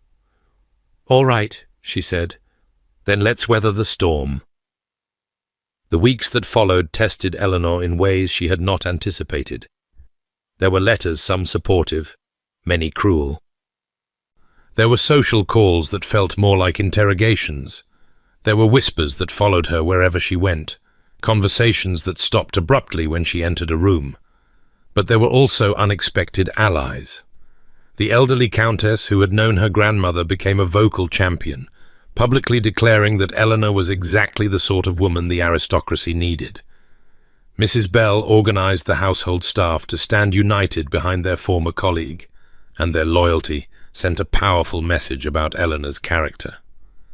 Even Lady Ashworth's daughter Sophia, surprisingly, approached Eleanor at a local assembly and offered a tentative olive branch. "I know what it's like to be judged for things beyond your control," Sophia said quietly, her pretty face serious for once. "My mother has always been ambitious on my behalf, and it has not always served me well. I wanted you to know that I bear you no ill will, Miss Whitmore. Truly." "Thank you, Miss Ashworth. That means more than you know." And through it all, James remained constant.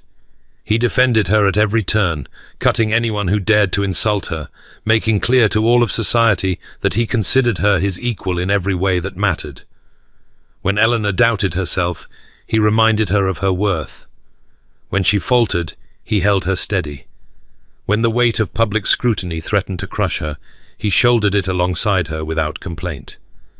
"I wish you didn't have to do this," she said one evening, as they walked the frost-covered gardens. "Fight these battles on my behalf. There's nowhere else I'd rather be. But your reputation, my reputation is exactly what it should be. The Duke of Thornwood is a man who stands by the woman he loves, regardless of what the world thinks. If that damages me in the eyes of some, then those are eyes I don't care to impress. You're remarkably stubborn. I prefer determined, and you're one to talk." He caught her hand, pulling her to a stop. "Eleanor, I need you to understand something. Before you, I was existing, not living. I was going through the motions of my position without ever actually feeling anything. You woke me up. You reminded me that there was more to life than duty and obligation and the endless performance of being a duke. James, I'm not finished. I love you, not despite who you are or where you came from, but because of it. Every struggle you've faced, every hardship you've overcome, they've made you the extraordinary woman you are today. I wouldn't change a single moment of your past, because it all led you here, to me." She felt tears slip down her cheeks, freezing in the cold air. "I don't know what to say. Say you'll marry me. Say you'll spend the rest of your life with me. Say you believe that we can face whatever comes together. You already asked me that, or rather your mother did. I'm asking you now, properly, this time." He dropped to one knee in the frost-covered garden, still holding her hand. "Eleanor Catherine Whitmore, will you marry me? Not because of an announcement in the Times, not because of scandal or expectation or anything except this. I love you, and I want you to be my wife." She looked down at him, this proud, stubborn, wonderful man who had seen past her disguise to the person beneath, who had defended her without hesitation, who had taught her to believe in herself again. "Yes," she said. "Yes, I'll marry you." He rose and kissed her, and the cold of the winter night faded away into warmth. Later that night, Eleanor lay awake in her chamber, turning over the events of the past weeks in her mind. She had come so far from the frightened housemaid who had lit fires in the dark. She had faced society's scrutiny and survived. She had found love where she had least expected it. She had begun to believe that perhaps, after all, she did deserve happiness. But something still nagged at her, a feeling of incompleteness, of unfinished business. She rose from her bed and crossed to the window, looking out at the moonlit gardens where James had proposed just hours ago. The frost glittered like diamonds on the formal hedges, and the sky was clear and full of stars. She thought about her mother, who had died believing her daughter would never know comfort again. She thought about her father, whose foolish investments had brought them to ruin. She thought about the girl she had been at 17, full of hope and expectation, and the woman she had become, harder, perhaps, but also stronger. Tomorrow she would wake and face another day of whispers and scrutiny. Tomorrow she would continue the slow work of building a place for herself in a world that did not quite know what to do with her. Tomorrow the struggle would go on. But tonight, in this quiet moment between one chapter of her life and the next, Eleanor allowed herself to simply be grateful. She had survived. She had found love. She had learned to stop hiding. Whatever came next, she would face it. The week before the wedding brought an unexpected visitor. Eleanor was in the morning room, reviewing the final arrangements with the Dowager, when the butler appeared in the doorway with an expression of barely concealed alarm. "Your Grace, there is a gentleman here to see Miss Whitmore. He claims to be her uncle." Eleanor's blood ran cold. "I have no uncle. He says his name is Gerald Whitmore, miss. He insists that he is your father's brother." Gerald. Her father's estranged younger brother, the one who had refused to help them when they had lost everything, the one who had turned his back on Eleanor's mother as she lay dying. "I don't want to see him." "Eleanor." The Dowager's voice was gentle but firm. "Perhaps you should hear what he has to say." "I know what he has to say. He ignored us when we needed him most. He let my mother die in poverty rather than lift a finger to help. Whatever he wants now, I want no part of it.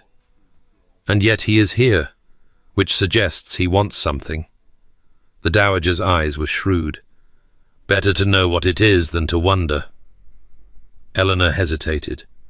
Every instinct screamed at her to refuse, to send Gerald away without a word. But the Dowager was right. Gerald had never shown any interest in Eleanor before his sudden appearance now, on the eve of her wedding to a duke, could not be coincidental. "Show him in," she said finally. "But send for James. I want him here." Gerald Whitmore was a small, thin man, with her father's colouring, but none of his warmth. He entered the morning room with an oily smile that set Eleanor's teeth on edge. "Eleanor, my dear, how wonderful to see you after all these years." "Uncle Gerald." She did not rise, did not offer her hand. "I wasn't aware you knew I was alive." "Of course I knew. I followed your progress with great interest." His smile widened. "And when I heard about your fortunate engagement, well, I knew I simply had to come and offer my congratulations in person." "How kind of you." Eleanor's voice could have frozen water.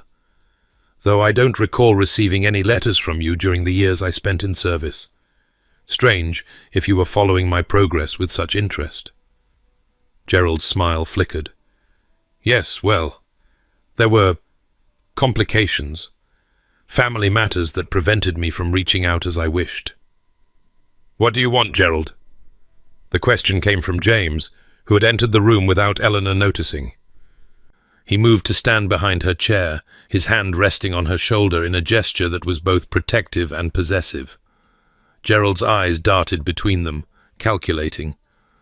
"I want only to reconnect with my niece, Your Grace. Surely there's nothing wrong with that. You abandoned her when she needed you most. You let her mother die in poverty. You have no claim on her now. I'm family. You forfeited that right years ago." James's voice was ice. "Now, I'll ask you once more. What do you want?" Gerald's pleasant mask slipped, revealing the petty, grasping man beneath. "Fine. I'll be direct. Your lovely fiancée is about to become one of the wealthiest women in England. I think it's only fair that her family shares in that good fortune." "You want money?" Eleanor laughed, though there was no humour in it. "Of course you do. I want what's owed to me. Your father left debts, Eleanor. Debts that affected the entire family. I was forced to sell properties, to endure hardship. My father's debts were his own. You refused to help him, refused to help us. Whatever hardships you've faced are your own making." Eleanor stood, facing her uncle with a composure she hadn't known she possessed. "I owe you nothing, Gerald. Less than nothing. You will leave this house immediately, and you will not contact me again. You think you can just dismiss me? I'm your family. I could tell people—" "Tell them what? That you abandoned your brother's widow and orphan child? That you watched from a distance as your niece worked as a servant? Go ahead. Tell everyone exactly what kind of man you are." Eleanor stepped closer, and Gerald actually flinched. "I have nothing to hide anymore. Can you say the same?" Gerald's face contorted with rage. "You ungrateful little—" "Enough!" James's voice cut through the room like a whip. You will leave now, Mr. Whitmore, and if you ever approach my wife again, if you ever attempt to contact her or spread lies about her, I will destroy you. That is not a threat. It is a promise." Gerald looked between them, Eleanor with her spine straight and her eyes blazing, James with his barely contained fury, and whatever he saw convinced him that this was a battle he could not win. He left without another word. When the door closed behind him, Eleanor felt her knees give way. She would have fallen if James hadn't caught her, lowering her gently onto the settee. "I'm sorry," she whispered. "I'm sorry you had to see that." "Don't apologize. You were magnificent. I told him I had nothing to hide." She laughed shakily. "It's the first time I've ever believed it. Because it's true." James knelt before her, taking her hands. "Eleanor, you faced the worst of your past and didn't flinch. You defended yourself without hesitation. Do you understand what that means?" She looked into his grey eyes and saw herself reflected there, not the frightened housemaid, not the impostor in borrowed clothes, but the woman she was becoming. A woman with strength and grace, and a future worth fighting for. "It means I'm ready," she said, "to marry you, to face whatever comes next, to stop being afraid." "You were never afraid. Not really. You were just waiting for someone to remind you who you are." "And who am I?" He smiled, that rare, genuine smile that transformed his sharp features into something beautiful. "You're Eleanor Catherine Whitmore, scholar's daughter, survivor, the woman I love, and in 3 days you'll be the Duchess of Thornwood." She pulled him up onto the settee beside her and kissed him, pouring everything she felt into that kiss, all the fear and hope and desperate love that had been building inside her for weeks. When they finally broke apart, she was crying again, but this time the tears were of joy. 3 days, she said. I can hardly believe it. Believe it. He pressed a kiss to her forehead. And prepare yourself, because once you're my wife, I'm never letting you go. She believed him. And for the first time in 6 long years, Eleanor allowed herself to hope that the future might be even better than she had dared to dream. The morning of her wedding dawned grey and soft, the winter sky heavy with clouds that promised snow before nightfall. Eleanor woke before the household stirred, lying still in her bed as the first pale light crept through the curtains, and allowed herself a moment of quiet wonder. Today she would become a duchess. Today she would marry James. Today the journey that had begun in darkness and despair would reach its culmination in something she had never dared to imagine: love, acceptance, belonging. She rose and crossed to the window, pushing aside the heavy velvet to look out at the grounds of Thornwood Park. The formal gardens were bare in their winter sleep, the trees skeletal against the grey sky, but there was beauty in the starkness, beauty in the promise of spring that lay dormant beneath the frozen earth. A knock at the door announced Sarah, who entered with a tray of tea and toast and an expression of barely contained excitement. "Happy wedding day, miss, or should I say, Your Grace?" "Not yet," Eleanor smiled. "I'm still Miss Whitmore for a few more hours." "Not for long, though." Sarah set the tray on the bedside table and began bustling about the room, laying out the elaborate undergarments that would be required beneath Eleanor's wedding gown. "The whole household's been up since before dawn, making sure everything's perfect. Mrs. Bell's been crying since yesterday, says she never thought she'd see this day." "That makes 2 of us." "3, miss. I've done some crying myself, if I'm honest." Sarah paused in her work, her young face suddenly serious. "I hope you know how happy we all are for you. Not just because you used to be one of us, though that's part of it, but because you're good and kind and you deserve nice things.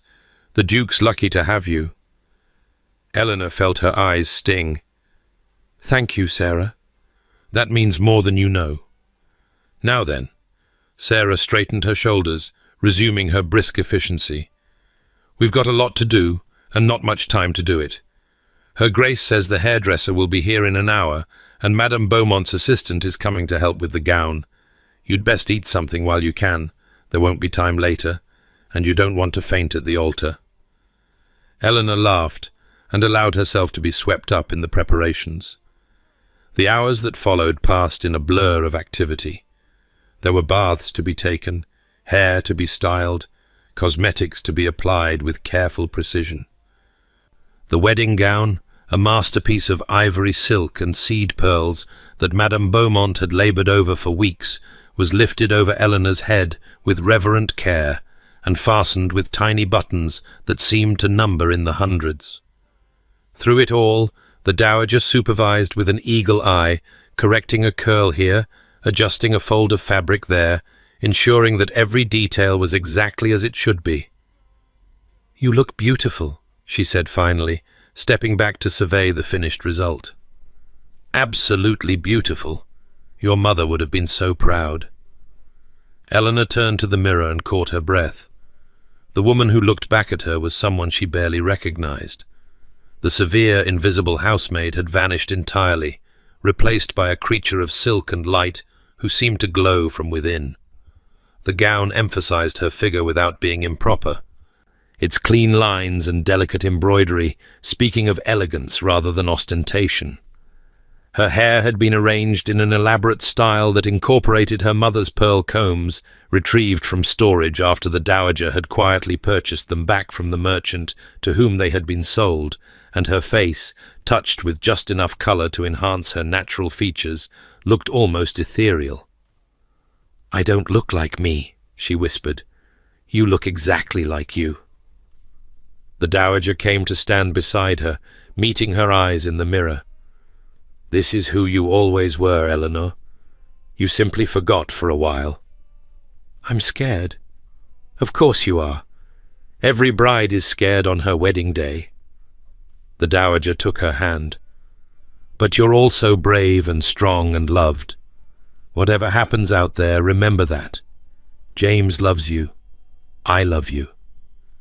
And nothing, not gossip, not scandal, not the whispers of small-minded people can take that away." Eleanor squeezed her hand, drawing strength from the older woman's certainty. "Thank you. For everything. For recognizing me. For giving me a chance. For bringing James and me together. I don't know how to repay you." "Give me grandchildren." The dowager's eyes twinkled. "Several of them, if you please. I'm not getting any younger." Eleanor laughed, and some of her nervousness dissolved in the warmth of the moment. "Now," the dowager said briskly, "it's nearly time. The carriage is waiting, and James is already at the church, pacing like a caged lion according to the footman I sent to check. Shall we go make him the happiest man in England?" Eleanor took a deep breath, looked once more at the stranger in the mirror, and nodded. "Let's go." The village church was small and ancient, its stone walls having witnessed centuries of baptisms and weddings and funerals. Eleanor had attended services here countless times as a servant, sitting in the back pews with the rest of the household staff, invisible among the congregation. Today she would walk down the aisle as the bride, and the same people who had looked through her for years would watch her become a duchess. The irony was not lost on her. The carriage ride from Thornwood Park seemed to take both forever and no time at all. Eleanor sat rigid against the velvet cushions, her hands clasped tightly in her lap, watching the familiar countryside pass by outside the window. Beside her, the dowager maintained a steady stream of calming conversation, discussing the menu for the wedding breakfast. The guests who had travelled from London, the arrangements for the honeymoon trip to the continent, but Eleanor heard very little of it. Her mind was fixed on what lay ahead, on the moment when the church doors would open and she would see James waiting for her at the altar, on the vows they would exchange, the promises they would make, on the life that would begin the moment she said, "I do." When the carriage finally stopped, Eleanor's heart was pounding so hard she could feel it in her throat. "Steady," the Dowager murmured, squeezing her hand. "You've faced harder things than this." "Have I?" "You've faced poverty and loss, and the death of everything you knew. You've faced society's scrutiny, and your uncle's cruelty, and the whispers of people who wished you ill. A wedding is nothing compared to that. A wedding is everything." "Yes," the Dowager smiled. "It is, which is why you mustn't let fear steal a single moment of it. This is your day, Eleanor, yours and James's.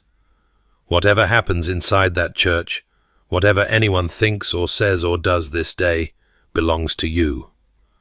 The carriage door opened, and a footman appeared to help them down. Eleanor took his hand and stepped out into the grey December morning, her silk slippers crunching on the frost-covered path. The church loomed before her, its ancient doors standing open in welcome. Through the doorway she could see the warm glow of candlelight and the faces of the assembled guests turning to look. Somewhere in there, James was waiting. "Ready?" the Dowager asked. Eleanor straightened her spine, lifted her chin, and stepped forward. "Ready." The walk down the aisle was the longest of Eleanor's life. Every eye in the church was upon her, watching, judging, assessing. She recognized faces in the crowd, friends and enemies, supporters and skeptics, people who wished her well, and people who hoped to see her stumble. Lady Ashworth sat in a prominent pew, her expression sour. Beside her, Sophia offered a small, encouraging smile.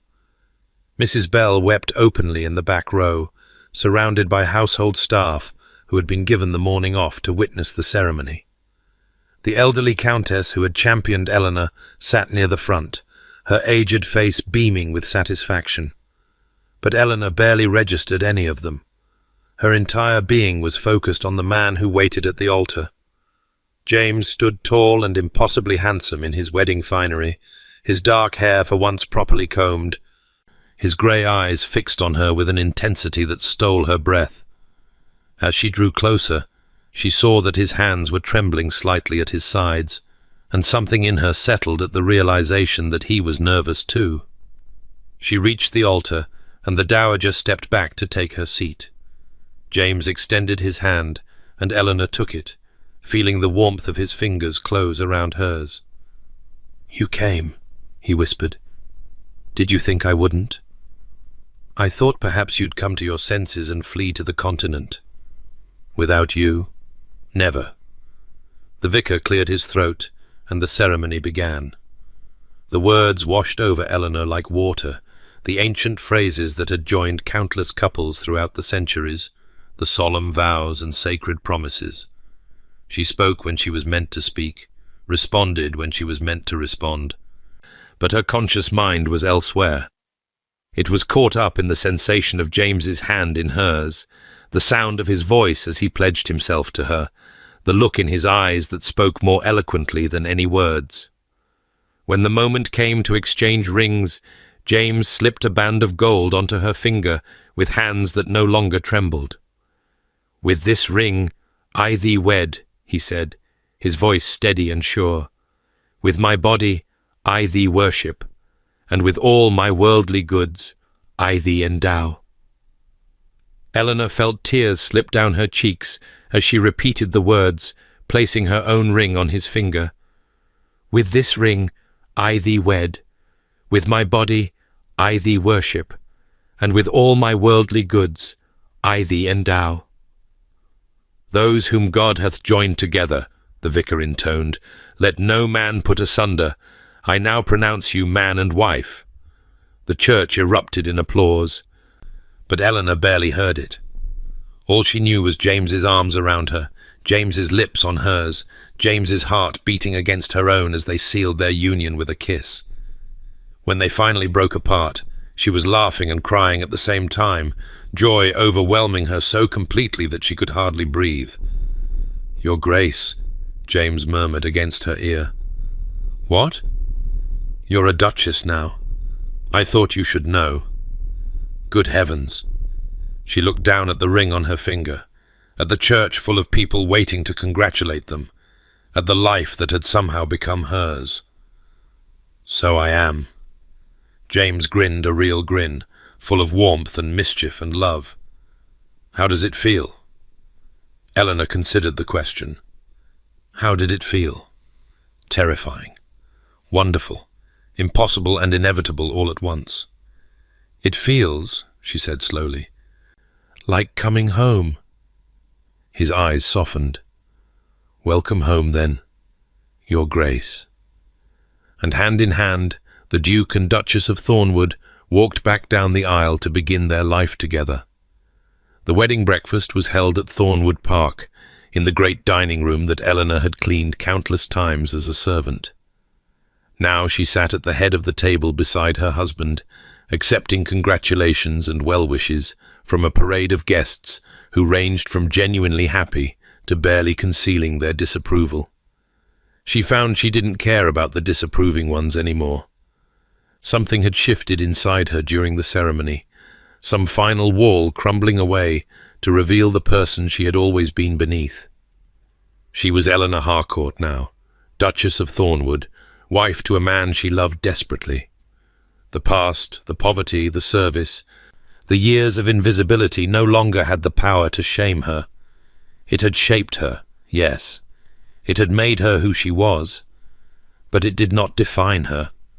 Only she could do that. "You're smiling," James observed, leaning close to speak privately amid the noise of celebration. "Am I not supposed to smile at my own wedding?"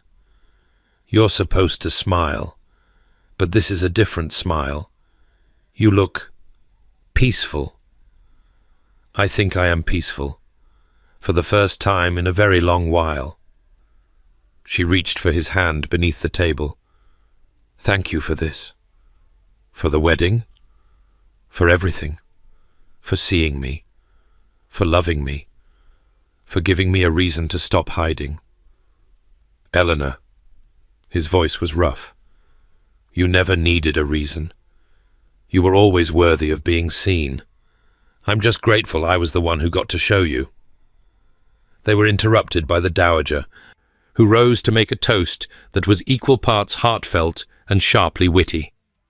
Other toasts followed from friends, from family, from household staff who had been elevated to guests for the day. Mrs. Bell's contribution was largely incomprehensible through her tears, but was met with enthusiastic applause nonetheless. As the afternoon wore on and the guests began to depart, Eleanor found herself standing at the window of the drawing-room, looking out at the grounds of what was now her home. The threatened snow had begun to fall, fat white flakes drifting down from the grey sky to blanket the world in white. "What are you thinking?" James appeared beside her, 2 glasses of champagne in his hands. "I'm thinking that this time last year I was probably lighting fires in this very room." She accepted the glass he offered. "And now I'm the mistress of the house. It's strange. Good strange or bad strange? Good, I think. Strange and wonderful and slightly terrifying." She turned to look at him. "James, are you sure about this? About me? There's still time to change your mind." "There has never been time to change my mind. From the moment I saw you in that library, debating Swift with such passion that you forgot to be afraid, I was lost." He set down his glass and took her face in his hands. "I love you, Eleanor. I will love you tomorrow, and next week, and next year, and until the day I die. Nothing you can say or do will change that. Please stop asking if I'm sure. I'm not used to being wanted. It will take some time to adjust. Then take all the time you need. We have the rest of our lives." She set down her own glass and rose on her toes to kiss him. He responded immediately, deepening the kiss until they were both breathless, until the snow and the guests and the weight of the world fell away, and there was nothing left but the two of them. When they finally broke apart, The Dowager was watching them from the doorway with an expression of profound satisfaction. "If you two are quite finished scandalizing my sensibilities," she said dryly, "the last of the guests are leaving, and I would like to say goodbye to my son before he runs off on his honeymoon." "Mother." James didn't release Eleanor, but he did turn to face the Dowager. "Thank you. For everything." "I don't know what you mean." "Yes, you do.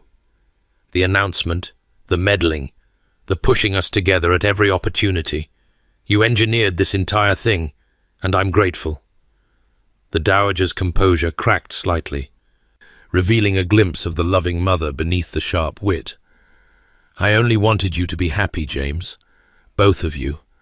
And when I saw how you looked at each other, I knew." "Knew what?" Eleanor asked. "That you were meant to be together. That you could save each other, if only given the chance." The Dowager crossed the room and took Eleanor's hands. "My dear, you have given me back my son. The real James, the one I thought I had lost years ago. For that, I will be eternally grateful." Eleanor felt tears threatening again. "You gave me back my life. I think we're even."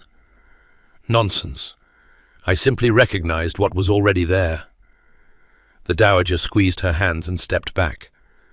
"Now, the carriage is waiting to take you to London. You have a ship to catch tomorrow if you're going to make it to Paris by the new year." "We could delay," James began. "You will do no such thing. I have managed this household alone for 7 years. I think I can survive a few weeks without you." The Dowager shooed them toward the door. "Go. Be young and in love. See the world together.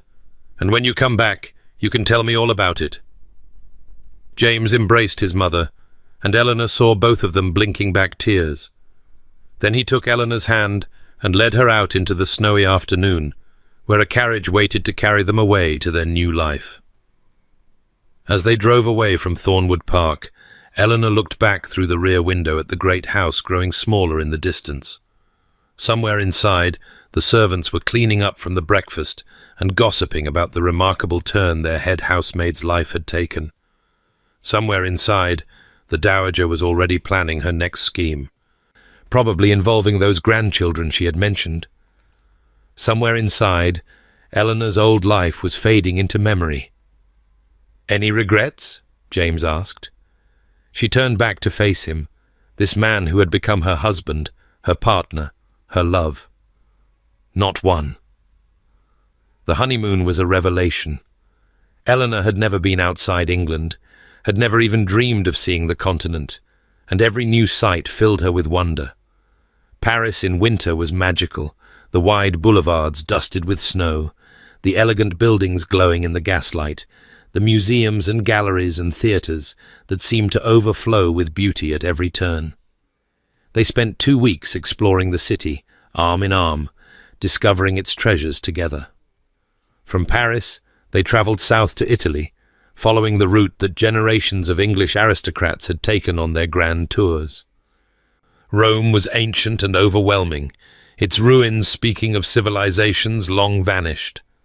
Florence was artistic perfection, every street corner offering some new masterpiece to admire. Venice was dreamlike, its canals and palaces seemingly floating on water. Through it all, Eleanor and James grew closer. They talked endlessly about books and philosophy and the future they were building together.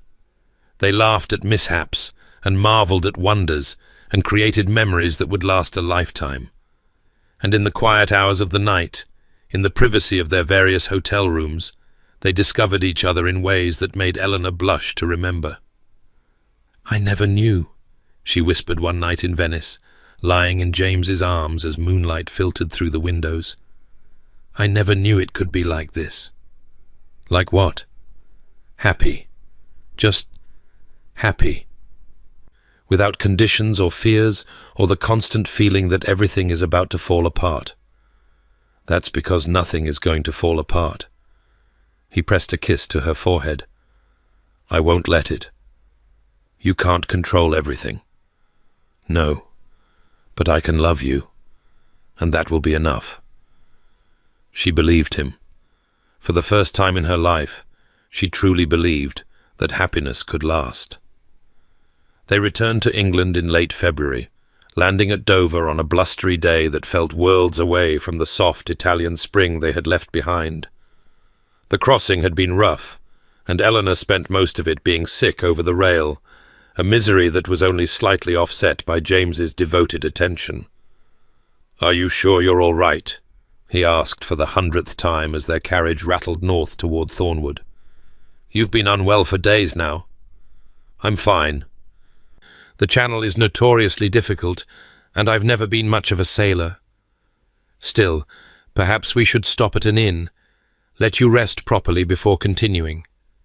"James," she caught his hand, "I'm fine. Truly. I just want to get home." Home. The word felt natural now, no longer strange on her tongue. Thornwood Park was home, and she was eager to return to it. But even as she reassured her husband, Eleanor was aware of a suspicion forming in the back of her mind. The sickness had begun in Venice, but she had attributed it to an unfamiliar dish. Then it had continued through their journey north, always worst in the mornings, always fading by afternoon. And her courses, she realized with a start, were late. Very late. She said nothing to James, not yet. Not until she was certain. But as the carriage carried them through the greening English countryside, she allowed herself to hope. Dr. Matthews confirmed her suspicion 3 days after their return to Thornwood. "Congratulations, Your Grace," he said, beaming at her with avuncular delight. "You're going to be a mother." Eleanor sat very still, her hands pressed to her still flat stomach. A mother. She was going to be a mother. There was a child growing inside her, a tiny life that was half hers and half James's, a miracle she had never dared to dream of. "Are you certain?" "As certain as I can be at this stage. You're perhaps 2 months along by my estimation. The babe should arrive in September, if all goes well." September. A baby in September. Her baby. Their baby. "Your Grace?" Dr. Matthews' voice was concerned. "Are you quite all right?" "I'm perfect," she said, and burst into tears. James reacted to the news with a joy so intense it was almost alarming. He wept, actually wept, tears streaming down his cheeks as he held her close and whispered his love and gratitude. He laughed, a sound of pure delight that rang through the halls of Thornwood Park. He spun her around until she begged him to stop, citing her delicate condition, and then he settled her on a sofa and fetched pillows and blankets and tea until she threatened to throw something at his head if he didn't calm down. "I'm pregnant, not dying," she said, exasperated and amused in equal measure. "Women have been having babies since the beginning of time. There's no need for this much fuss." "There is every need. You're carrying my child, our child." He knelt before her, taking her hands. "Eleanor, I never thought when my father died, when everything fell apart, I thought I would never have this. A wife I loved, a family of my own. I had resigned myself to a lonely existence, and now I have everything I ever wanted." He pressed a kiss to her knuckles. "You've given me everything, Eleanor. I don't know how to thank you. You can start by letting me get up from this sofa. I have duties to attend to. Your only duty is to rest and grow our baby. I will go mad with boredom if I spend the next 7 months resting. Then I'll find ways to entertain you." His smile turned wicked. "I have several ideas along those lines." "James!" She swatted at his shoulder, but she was laughing. "The Dowager will hear you." "The Dowager will be too busy planning the nursery to notice anything else. In fact, I should probably tell her the news before she finds out some other way. She'll be insufferable about this, you know, crowing about how she was right all along." "Let her crow. She was right." James kissed her properly then, long and thorough and full of promise. When he finally pulled back, his eyes were bright with unshed tears. "Thank you," he said simply, "for all of it, for loving me, for marrying me, for giving me this." "Thank you for seeing me," she replied, "when no one else did." They stayed like that for a long moment, forehead to forehead, breathing the same air, two people who had found in each other the completion they had both been seeking. Then James rose and went to tell his mother the happy news, and Eleanor leaned back against the pillows and allowed herself to dream of the future that was now unfolding before her. The months that followed were both challenging and joyous. Eleanor's pregnancy progressed well, though the early sickness gave way to fatigue and a seemingly endless array of peculiar cravings. James hovered constantly, alternating between excitement and anxiety, and the Dowager took charge of preparing the nursery with the same military precision she had brought to Eleanor's social education. "The child will want for nothing," she declared, surveying the room that had been transformed with silk curtains and hand-painted furniture and enough toys to stock a small shop. "I have already engaged the finest nurse in England, and I expect my grandchild to be the most brilliant and beautiful baby ever born." "What if it's ugly?" Eleanor asked, amused. "It won't be, not with parents like you and James. The child will be perfection itself." Eleanor hoped so. She hoped for many things, in those quiet months of waiting, that the baby would be healthy, that she would be a good mother, that she could give her child the love and security she had lost so young. She spent hours in the library, reading everything she could find about childbirth and infant care, preparing herself for the journey ahead. James found her there one afternoon, surrounded by books, and sank into the chair beside her with an expression of bemusement. "You know the nurse will handle most of this. I want to understand it myself. I want to be prepared." "You're already prepared. You're the most competent person I know." "I was a housemaid, James. I know how to polish silver and light fires. I don't know how to raise a child." "No one knows how to raise a child until they have one. And then they learn." He took the book from her hands and set it aside. "You're going to be a wonderful mother, Eleanor. I have no doubt of that." "How can you be so sure?" "Because I know you. Because I've seen how you care for people, how you notice what they need and quietly provide it. Because you have more love in you than anyone I've ever met." He cupped her face in his hands. "Our child is going to be so loved, Eleanor, so completely and utterly loved. That's all that really matters." She wanted to believe him. Most days she did. But the old fears still surfaced sometimes, whispering that she wasn't good enough, that she didn't deserve this happiness, that something would inevitably go wrong. She was learning to ignore those whispers. It got easier with time. The baby arrived on a golden September afternoon, after a labor that was long and difficult, but blessedly free of complications. Eleanor gripped James's hand through the worst of it, drawing strength from his presence, and when the midwife finally announced, "It's a girl," she wept with exhausted joy. They named her Mary Catherine, after both grandmothers, Eleanor's mother and James's grandmother, the woman whose pearls Eleanor had worn on her wedding day. She was small and red and impossibly perfect, with a crown of dark hair and grey eyes that would someday be her father's. "She's beautiful," James breathed, cradling his daughter with the careful reverence of a man holding something infinitely precious. "Eleanor, look at her. She's beautiful. She looks like you. She looks like herself, a perfect, unique little person."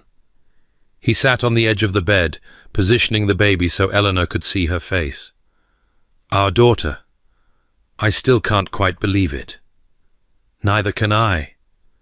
Eleanor touched the baby's soft cheek, marveling at the tiny perfection of her features. "Hello, Mary. I'm your mother. I've been waiting so long to meet you." The baby made a small sound, not quite a cry, and turned her head toward Eleanor's voice. Something broke open in Eleanor's chest, a feeling so overwhelming that she couldn't name it. couldn't contain it, couldn't do anything but surrender to its force. This was love, she realized. Not the love she felt for James, which was powerful and transformative in its own right, but something different, something primal and unconditional and fierce beyond measure. She would die for this tiny creature. She would kill for her. She would move heaven and earth to ensure her happiness. "I understand now," she whispered. "Understand what? Why my mother did what she did. Why she gave up everything to try to save me." Eleanor looked at James, tears streaming down her face. "I would do the same. I would do anything for her." "So would I." James's voice was rough with emotion. "We'll protect her, Eleanor. We'll give her everything she needs. She'll never know want or fear or loneliness." "We can't protect her from everything. The world isn't safe." "No, but we can give her a safe place to come home to, a family that loves her without condition." He pressed a kiss to Eleanor's forehead. "That's what you've given me. It's what we'll give her." The baby began to fuss, and Eleanor guided her to her breast, marveling at the instinct that knew exactly what to do. Mary latched on immediately, her tiny mouth working, and Eleanor felt a peace settle over her that was deeper than any she had known. She had a daughter. She had a husband who loved her. She had a home and a family and a future that stretched out before her like a golden road. The frightened housemaid who had lit fires in the darkness was gone forever. In her place was a woman who had found her way into the light. 8 years later, Eleanor stood at the window of the library at Thornwood Park, watching her children play in the snow-covered gardens below. Mary, at 8, was the image of her father, dark-haired and grey-eyed, and possessed of a sharp intelligence that sometimes startled the adults around her. She was currently engaged in building a snow fort with the help of her younger siblings, Henry, age 5, who had inherited his mother's honey-coloured hair and gentle temperament, and little Catherine, just 3, who was more interested in eating snow than building with it. "They'll catch cold," the Dowager said from her position by the fire. She was older now, frailer, but her mind was as sharp as ever, and her tongue just as wicked. "They'll be fine. Children need fresh air and exercise even in winter." That sounds like something a mother who used to be a housemaid would say. It's something a mother who knows her children would say. Eleanor turned from the window with a smile. "They've been cooped up inside for days because of the weather. If I don't let them run off some energy, they'll destroy the house." The Dowager chuckled. "They're spirited, I'll grant you that. Mary particularly. She reminds me of James at that age, always questioning everything, always pushing boundaries. She gets that from both of us, I think. Yes, you're both dreadfully obstinate. It's why you suit each other so well." The Dowager set down her tea. "Speaking of my son, where has he disappeared to?" "Estate business. Something about the tenant cottages that needed his attention." Eleanor returned to her seat and picked up her embroidery, a pastime she had taken up during her first pregnancy and grown to love. "He should be back for tea." They sat in companionable silence, the only sounds the crackling of the fire and the distant shrieks of the children at play. Eleanor let her mind wander, as it often did in quiet moments, over the extraordinary path that had led her here. 8 years. 8 years since that fateful morning when the Duke had appeared in the library and changed everything. 8 years since the Dowager's outrageous announcement had set in motion a chain of events that still seemed impossible when she considered them.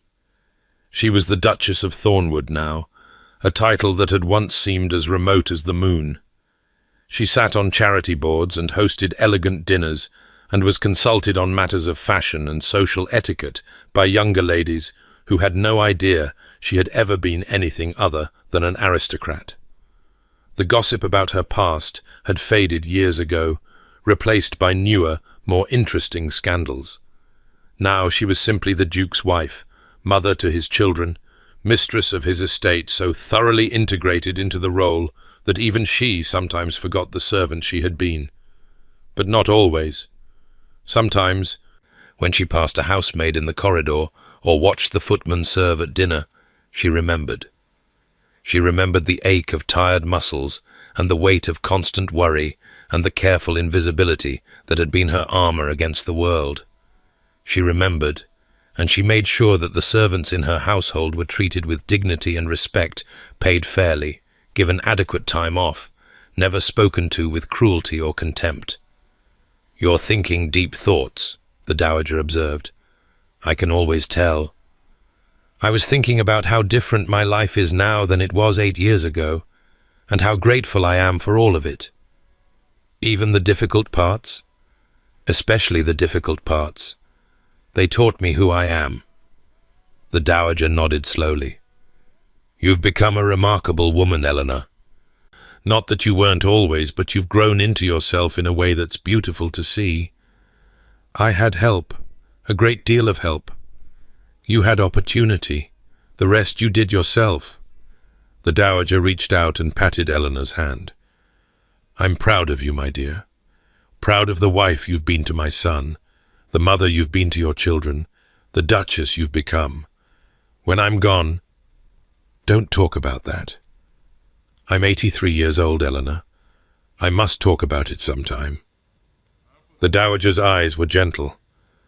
"When I'm gone, you must promise me that you'll take care of James. He still needs you more than he likes to admit." "I'll always take care of him, and he'll always take care of me. That's what marriage is. Yes, that's exactly what marriage is." The Dowager smiled. "My son is a lucky man. I hope he knows it. He tells me so every day. Good, as it should be." The door opened, admitting a blast of cold air and a flurry of snow-covered children. Mary led the charge, her cheeks red with cold and her eyes bright with excitement. "Mamma, we built the most enormous fort. Come and see." "I'm going to get sick," Henry announced cheerfully. "Miss Patterson said so." "I ate snow," Catherine proclaimed, as though this were a significant achievement. Eleanor laughed and allowed herself to be pulled from her chair, bundled into a coat, and dragged out into the winter afternoon.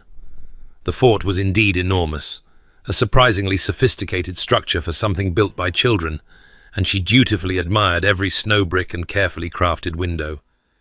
"You'll defend it against invaders," Mary instructed. "Henry, you're on her team. Catherine, you're with me." "What invaders?" Eleanor asked. "Father, of course. He's coming across the lawn right now. Look." Eleanor turned and saw James approaching from the direction of the tenant cottages, his tall figure unmistakable even at a distance. The children shrieked with delight and began packing snowballs, and Eleanor found herself doing the same, caught up in the infectious joy of the moment. The battle that followed was epic. Snow flew in all directions, alliances shifted without warning, and by the end, everyone was soaked and laughing and thoroughly exhausted. James caught Eleanor around the waist and pulled her behind the remnants of the fort, pressing a cold-nosed kiss to her cheek. "This is your fault, you know," he said. "Before you came along, I was a dignified duke who would never dream of having a snowball fight with his children. Before I came along, you were a lonely duke who had forgotten how to laugh. I think I'm an improvement. A vast improvement. The best decision I ever made." He kissed her properly this time, ignoring the chorus of disgusted protests from their children. "I love you, Eleanor. I love you too. Thank you for this life, for this family, for every single moment of the last 8 years." "Thank you for seeing me," she said, as she had said so many times before, when no one else did. They stood there in the snow, surrounded by their children's laughter, and Eleanor felt the full weight of her happiness settle around her like a cloak. She had been invisible once. She had been nobody, nothing, a ghost moving through a world that refused to acknowledge her existence. She had believed that her life was over, that happiness was something other people experienced, that the best she could hope for was survival. But James had seen her. He had looked past the grey dress and the severe hair and the downcast eyes, and he had seen the woman beneath. He had loved her, not despite who she was, but because of it. He had given her a home and a family and a future worth living, and she had given him the same. "Papa!" Mary's voice rang across the snow-covered garden. "Come see the inside of our fort." "I'm coming," James called back, and offered Eleanor his arm. "Shall we?" She took his arm and let him lead her toward their children, toward their life, toward all the years that still lay ahead. The Duke had smiled at a housemaid once, and nothing had been the same since. But that was not quite the truth, Eleanor reflected. The Duke had smiled at a woman who had forgotten her own worth, and in doing so he had reminded her of who she truly was. Not a maid, not a duchess, just Eleanor, flawed and strong and loved, and that in the end was enough.